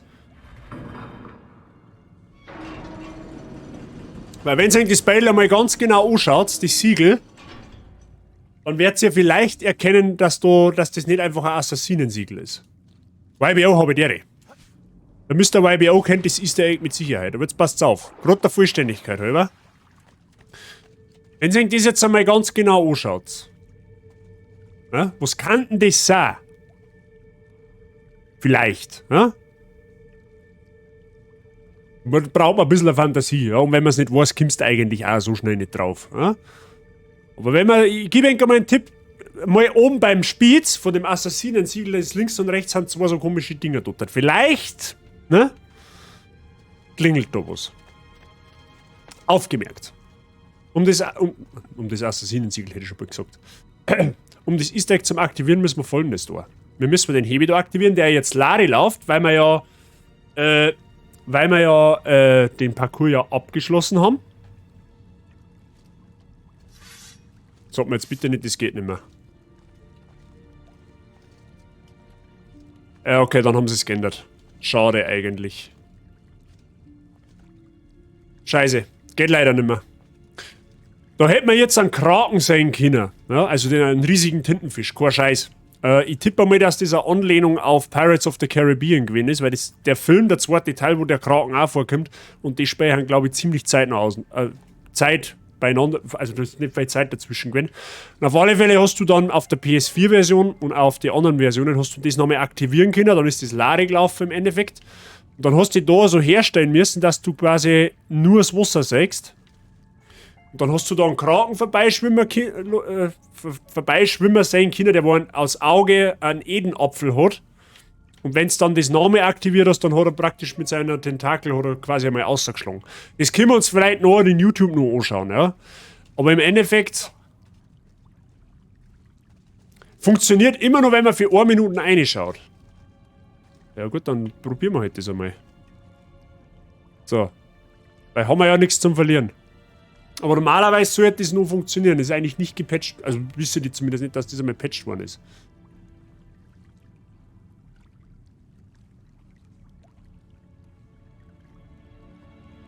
Da hat man ein wenig warten müssen, ja. Aber vielleicht ist das jetzt, vielleicht muss man den Hebel nicht mehr aktivieren. Das kann auch sein. Schauen wir einfach mal. Jetzt warten wir einfach mal kurz und dann sehen wir es eh vielleicht. Beziehungsweise ich glaube, man muss die Kamera so hin dran, dass man nur das Wasser sieht. Gar nicht so einfach.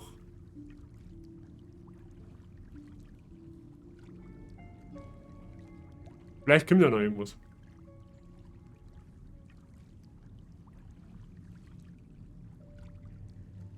Wo ich es nicht geht, sage ich es in YouTube.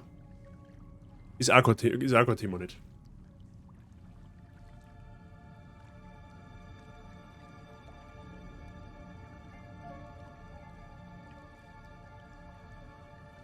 Aber so wie das ausschaut, meine.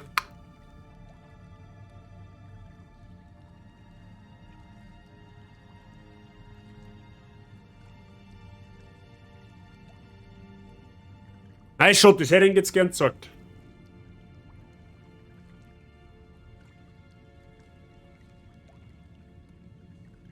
Geht aber scheinbar nicht mehr. Außer man muss sich da herstellen, das kann auch sein.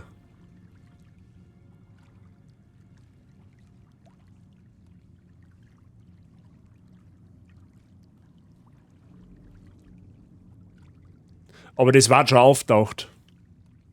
Der schwimmt nämlich da dann noch 4er. Schade. Oder, warte mal, das was man auch noch schauen kann, war vielleicht da. Ah, da meine schaut es mir besser aus, weil man da nicht so viel vom Boden sieht. Das ist gut Zeit. Jetzt warten wir da noch mal schnell geschwind und dann.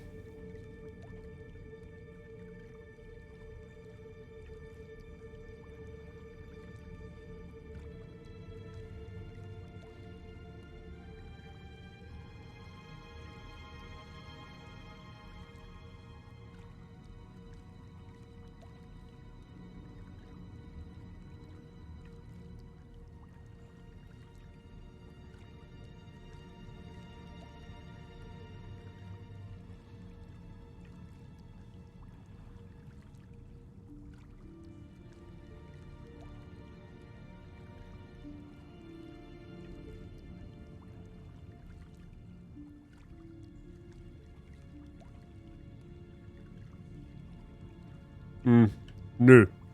Ja gut, das hilft eh nicht. Das hilft, da muss man wahrscheinlich den Hebel aktivieren. Vielleicht muss man das auch ganz am Anfang mal, bevor du den Parcours machst. Das kann natürlich auch möglich sein. Aber das Zorgehen geht's dann einfach gleich. Auf alle Fälle, das da, oder? Das soll so ein bisschen das Gesicht eines Krakens darstellen. Ja, das weißt du aber natürlich nur, wenn du das Easter Egg schon mal aktiviert hast. Sollte man vielleicht auch dazu sagen. Bis Zorgehen geht's dann noch schnell. Habe ich aber damals selber nicht wirklich glauben können, dass das geht.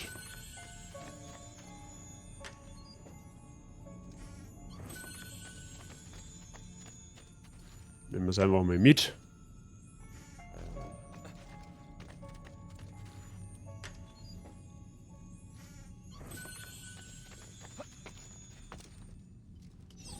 Gut.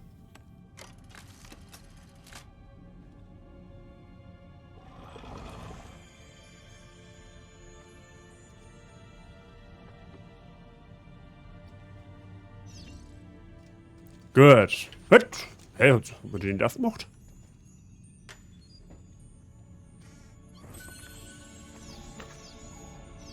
Gut, somit haben wir alle Assassinensiegel gefunden.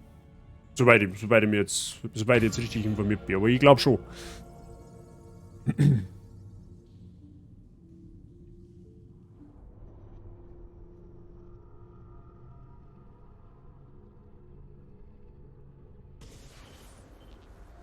Schade, ärgert mich. Ich hätte ihn jetzt gern gezeigt. Aber gut, das macht eh nichts. Können wir sich nicht ändern.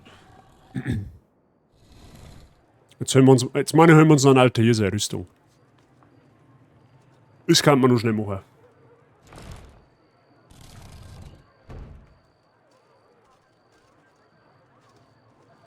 Brauchen wir aber erst einmal eine Schnellreisestation, die haben wir da. Sehr gut.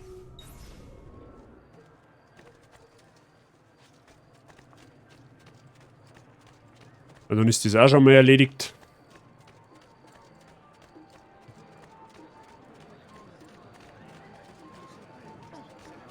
Einfach anrempeln den Deppen. Oh, und das Geld kriegen wir uns auch noch hin. Sehr gut. Ab zur Villa. Der Villa Auditore. Müssen wir mal schauen. Ich glaube, dass wir jetzt noch... Ich glaube, dass wir sogar noch 2 Streams mit Assassin's Creed 2 gefüllt kriegen, tatsächlich. Weil jetzt kommt dann noch so ein Abschnitt mit dem... Oh, wie hat der geheißen? Bartolomeo. Der dauert auch eine Zeit. Das kann man beim nächsten Mal machen und dann beim übernächsten Mal, glaube ich, hätten wir dann tatsächlich sogar das Finale. Müssen wir mal schauen.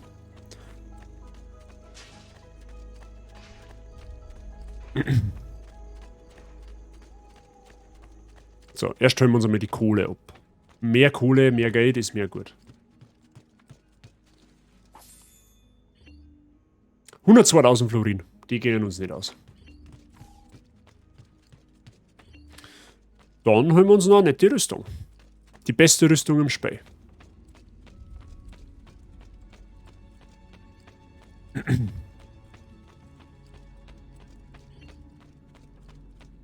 Ich hab gehört, dass man Krake sagt. Mit hinten ohne N. Also, Zitat aus dem Film. Gerade nachgeschaut, anscheinend triggert das Easter Egg nur, wenn man die Mission wiederholt und man darf nichts mehr bewegen oder drücken, solange man ins Wasser schaut. Hey, wie wenn man die Mission wiederholt? Die Mission kann man gar nicht wiederholen, oder? Also im 2er zumindest. Kann man da Missionen wiederholen? Ernsthaft? Ich will jetzt direkt einmal schauen. Wait a minute, das möchte ich jetzt schauen. Weil dann zeige ich es doch noch. Ah, nicht Datenbank. DNA.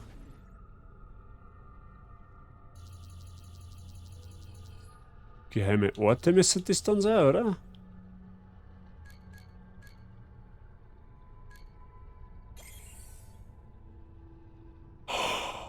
Okay, Mr. YBO, diese Info war eine 12 von 10. Leider ist zwar mir scheißegal, aber ich zeige Ihnen jetzt das Easter Egg.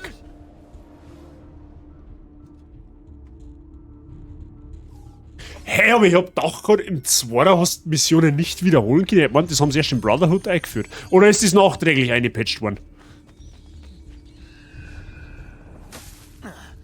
Da bewegt sich etwas in diesem Heuhaufen. Setz dich wieder hin. Wir sind mitten in einem Spiel. Nein, diesmal war da was. Ich weiß es.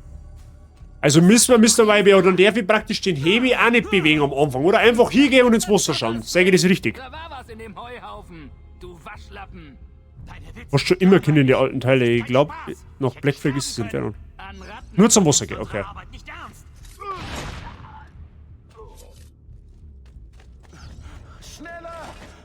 Da machen wir das jetzt, nur der Easter Egg halber, machen wir das jetzt schnell nur mehr und wir machen dann das ganze Puzzle nicht, da triggert man dann außer. Ja, da können wir dann außer quitten, so ist es nicht.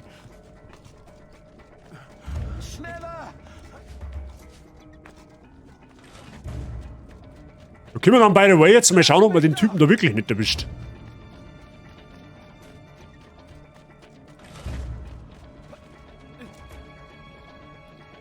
Er wird mich nicht kriegen. Stimmt, letztes Mal hat er nicht gekriegt.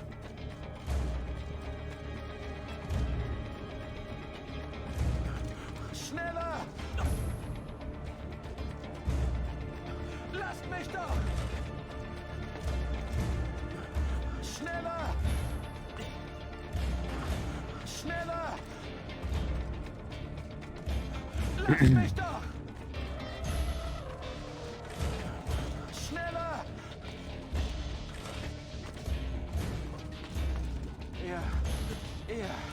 Ich glaube, ich bin entkommen. Nö. Eigentlich nicht.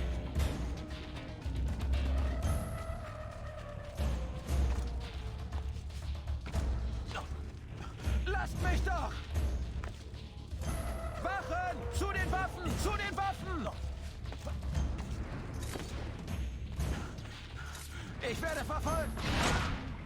Okay, man erwischt ihn, wenn man da oben aufspringt. Dann erwischt man tatsächlich.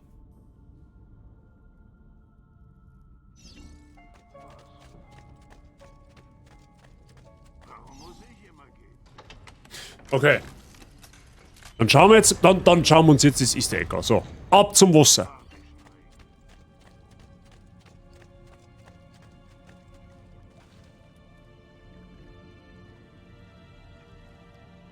So, und jetzt einfach einmal so. Ziege habe ich dir. Grüße aus dem Lörk, hoffe es geht euch alle gut. Muss aber jetzt weg, darum noch viel Spaß und ein schönes Wochenende mit meinen Mitschubstinnen und Mitschubs. Mr. Sigi, dir auch ein schönes Wochenende, wir haben fast fertig. Wir überprüfen jetzt nur ein Easter Egg, ja? Wie das laufen wird. Ich bin mir aber ziemlich sicher, dass da früher, du hast den Hebel da aktiviert. Vorher. Oder nachher. Das ist das Einzige, was ich noch im Kopf gehabt habe. Aber jetzt schauen wir mal, das wird man dann schon.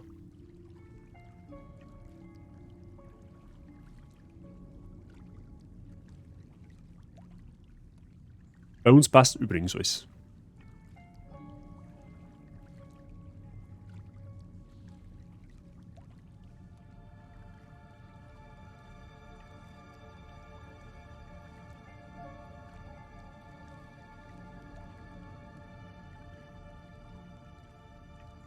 Jetzt stehen wir an der frischen Stelle, das kann natürlich auch wieder sein.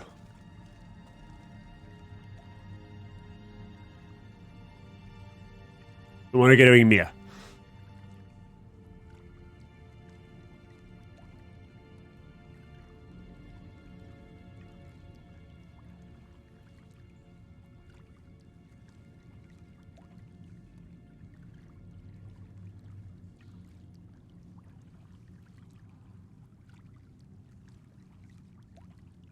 Das Wassergeräusch beruhigt irgendwie, weiß auch nicht.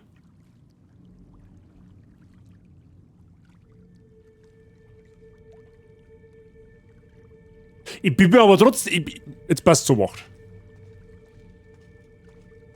Garantiert, wenn ich den aktiviere, geht's.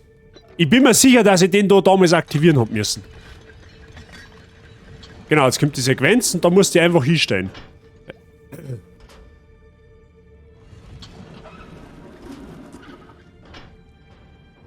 Und ich hätte gedacht, dass du den dann noch Lare laufen lassen kannst, ohne dass was passiert.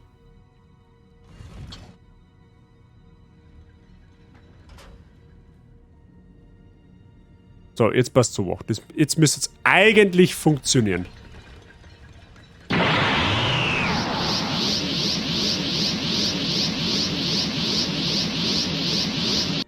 Bin nur zum Resupen du. Mod sagt danke dir für den Resub. Im auch 7. Monat. Danke dir. Viel Spaß weiterhin mit den Mods und willkommen weiterhin in der Party. Danke dir. Ich hoffe, bei dir ist es fit. Bleib beim Hebel stehen und schau dann.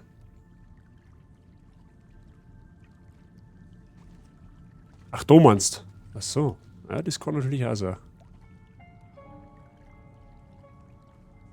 Ja, aber der geht ja jetzt gar nicht mehr, oder? Der Hebel. Jo, geht schon noch.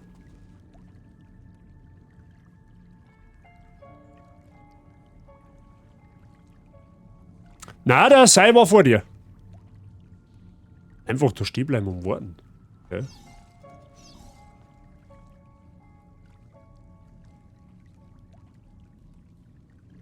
So macht's der im Video, okay.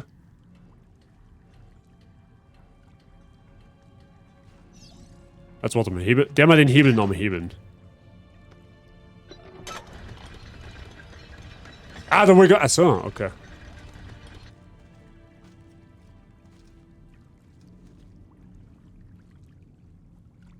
So, gut, dann warten wir jetzt einfach mal. Mod sagt danke dir.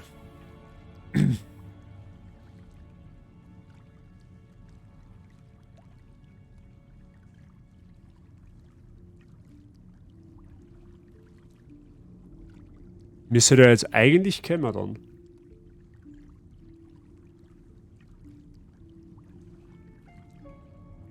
Also wenn er jetzt nicht kommt, dann haben sie ihn ausgepatcht. Warum auch immer. Warum er das tun soll.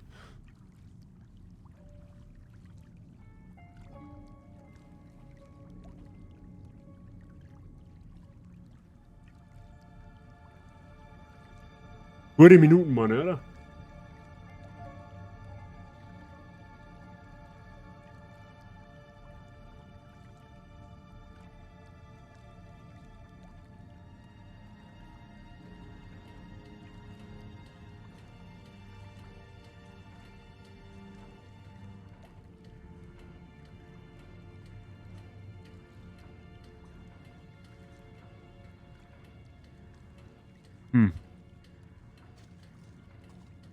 Jeder weiß, man, ich bin da gestanden.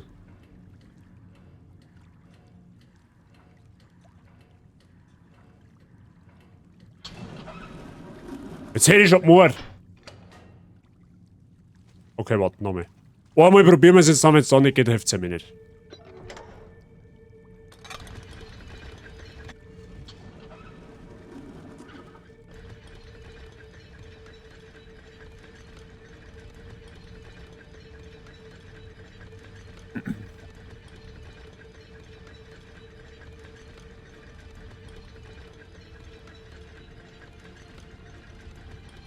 Sonst hast du es vielleicht schon kaputt gemacht und musst die Mission resetten. Na, da zeige ich es dann einfach über YouTube.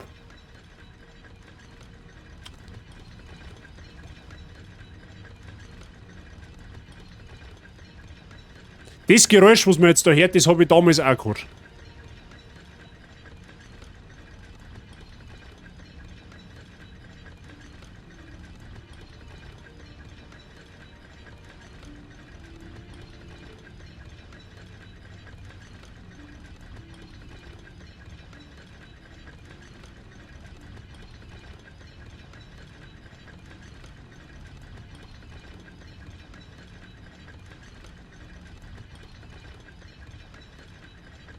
Aber scheinbar...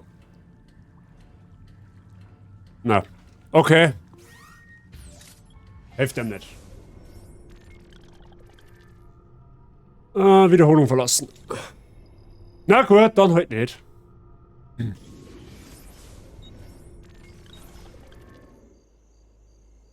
wieder da. Ja gut, die Rüstung, die holen wir jetzt noch schnell und dann schauen wir uns noch schnell das Easter Egg an und dann hauen wir einen Hut drauf für heute. Haben wir zwar ein bisschen Zeit liegen lassen, weil ich nicht dachte, dass das jetzt funktioniert, aber naja. Was nicht sein, soll nicht sein. Aber es ist ein ziemlich cooles Easter Egg eigentlich.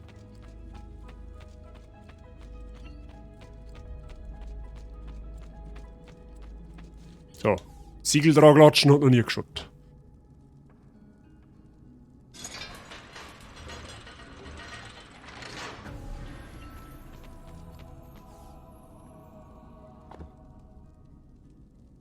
Ich verstehe nur immer noch nicht, warum die Rüstung vom Altair bei dem Spiel schwarz ist. Das kannst du auch mal da. Weil ja, kannst du auch gerne mal ins Discord posten. Da kann sich dann auch jeder in Ruhe anschauen, der wo jetzt vielleicht nicht da ist. Dann wird's auch recht.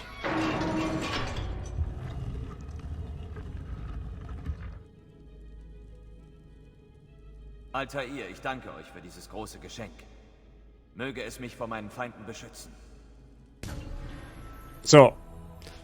Beste Rüstung im Spiel. Die vom Altair. Ich schaue zwar ein bisschen gestreift aus, und wie gesagt, ich verstehe nicht, warum die schwarz ist tatsächlich, aber mein Gott, nein, das hilft einem halt nicht. So. Freunde der Sonne.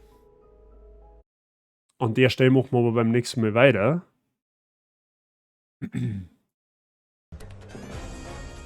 So, jetzt passt zur Wacht. Ich suche jetzt nur schnell selber noch das Easter Egg.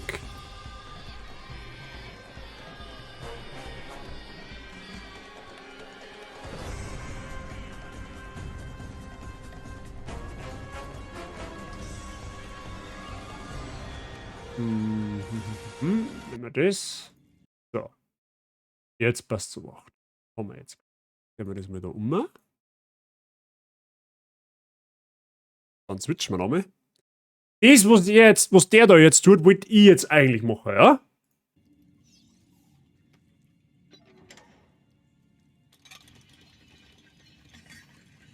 Hat das auch aktiviert. Genauso wie ich halt auch.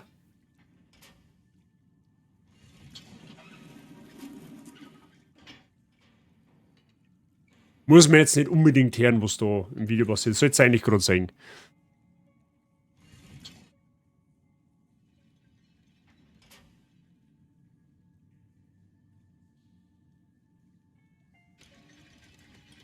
So, und der stellt sich dann genau da ans Wasser.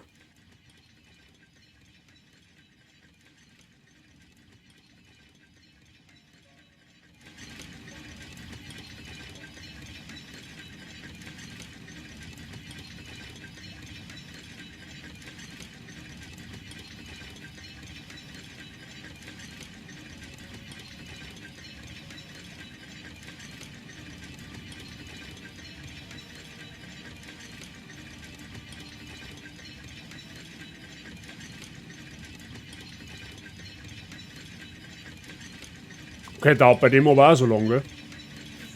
Genau, dann kommt das.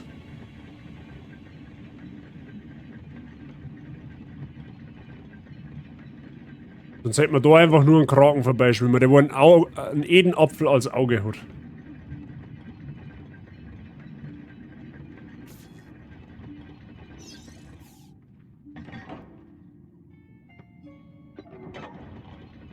Der kommt dann noch einmal. Wenn jetzt nur mehr einschaut, das dauert jetzt aber nicht ganz so lang.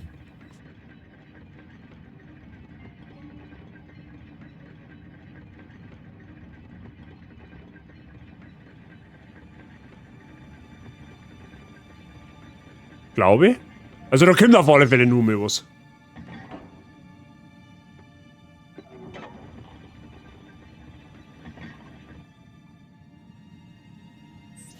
Genau. Fordert dann seinen Tentakel noch mehr aus. Ein ziemlich cooles Easter Egg tatsächlich. Aber hat halt wie gesagt leider nicht so geklappt, wie man das vorgestellt hat. Aber gut. So, 8. Mein Chat natürlich wieder verschwunden, ich verstehe die Frage nicht.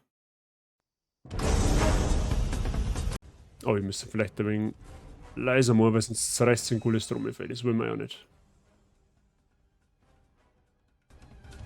Gut. Dann, da ich vorschlagen, was das für heute. Ich hoffe, euch hat es ein wenig gefallen. Wie gesagt, für alle, die nicht dabei sind oder nicht dabei waren, die können sich das dann im Discord nur mal anschauen, die sehen sie. Ausrufezeichen Discord an der Stelle. Wer noch nicht auf meinem Discord-Server ist, kommt es da gerne mal dazu. Würde mich freuen, wenn ihr da mal drauf schaut. Ja? Ansonsten, wenn irgendein Neuer da ist, gerne mal einen Following-Button drücken, der kostet auch nichts. Ja, aber da hat mir schwer helfen, dass die Community einfach ein wenig wachsen kann.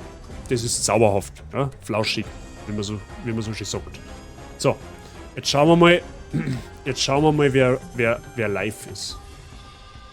Mike war live. glaube, heute gehen wir mal wieder zum Mike. Mike haben wir schon lange nicht mehr geradet, tatsächlich. Ich glaube, es ist eine Idee, oder? Wir haben einen Raid-Command. Einmal für Subs und einmal für Non-Subs. Einfach kopieren und beim Mike einfügen, der kennt sich dann aus. Der nächste Stream ist voraussichtlich am Montag. Am Montag spielen wir das Wunschgame, voraussichtlich, ja, unter Vorbehalt. Spielen wir voraussichtlich das Wunschgame von der Wi-Fi, da spielen wir Plugtail, ja, das fangen wir am Montag einmal an, schauen wir uns einmal an, was das Spiel so macht, was das Spiel so kann. Hat Potenzial, dass das nächste Hauptprojekt wird, wenn wir jetzt mit dem einen von denen laufenden Projekten fertig haben. Aber wie gesagt, das lassen wir mal auf uns zukommen. Nächste Woche werde ich wahrscheinlich generell ein wenig öfter wieder live sein. Einmal am Montag, eventuell dann am Dienstag und am Mittwoch spielen wir im Mozart wieder spielen wir It Takes Two. Da wären wir dann wahrscheinlich auch fertig damit. Ist jetzt einmal ein jetziger Stand der Dinge. Wie es letztendlich ist, das sage ich dann am Wochenende übers Discord wieder. Ja? So, in dem Sinn gibt es jetzt ein bisschen Musik auf die... Ich glaube, dass er Musik streamt, oder? Der ist frisch dran. Ja. Gibt es ein bisschen einen dezenten Metal auf die Ohren beim Mr. Semcromike.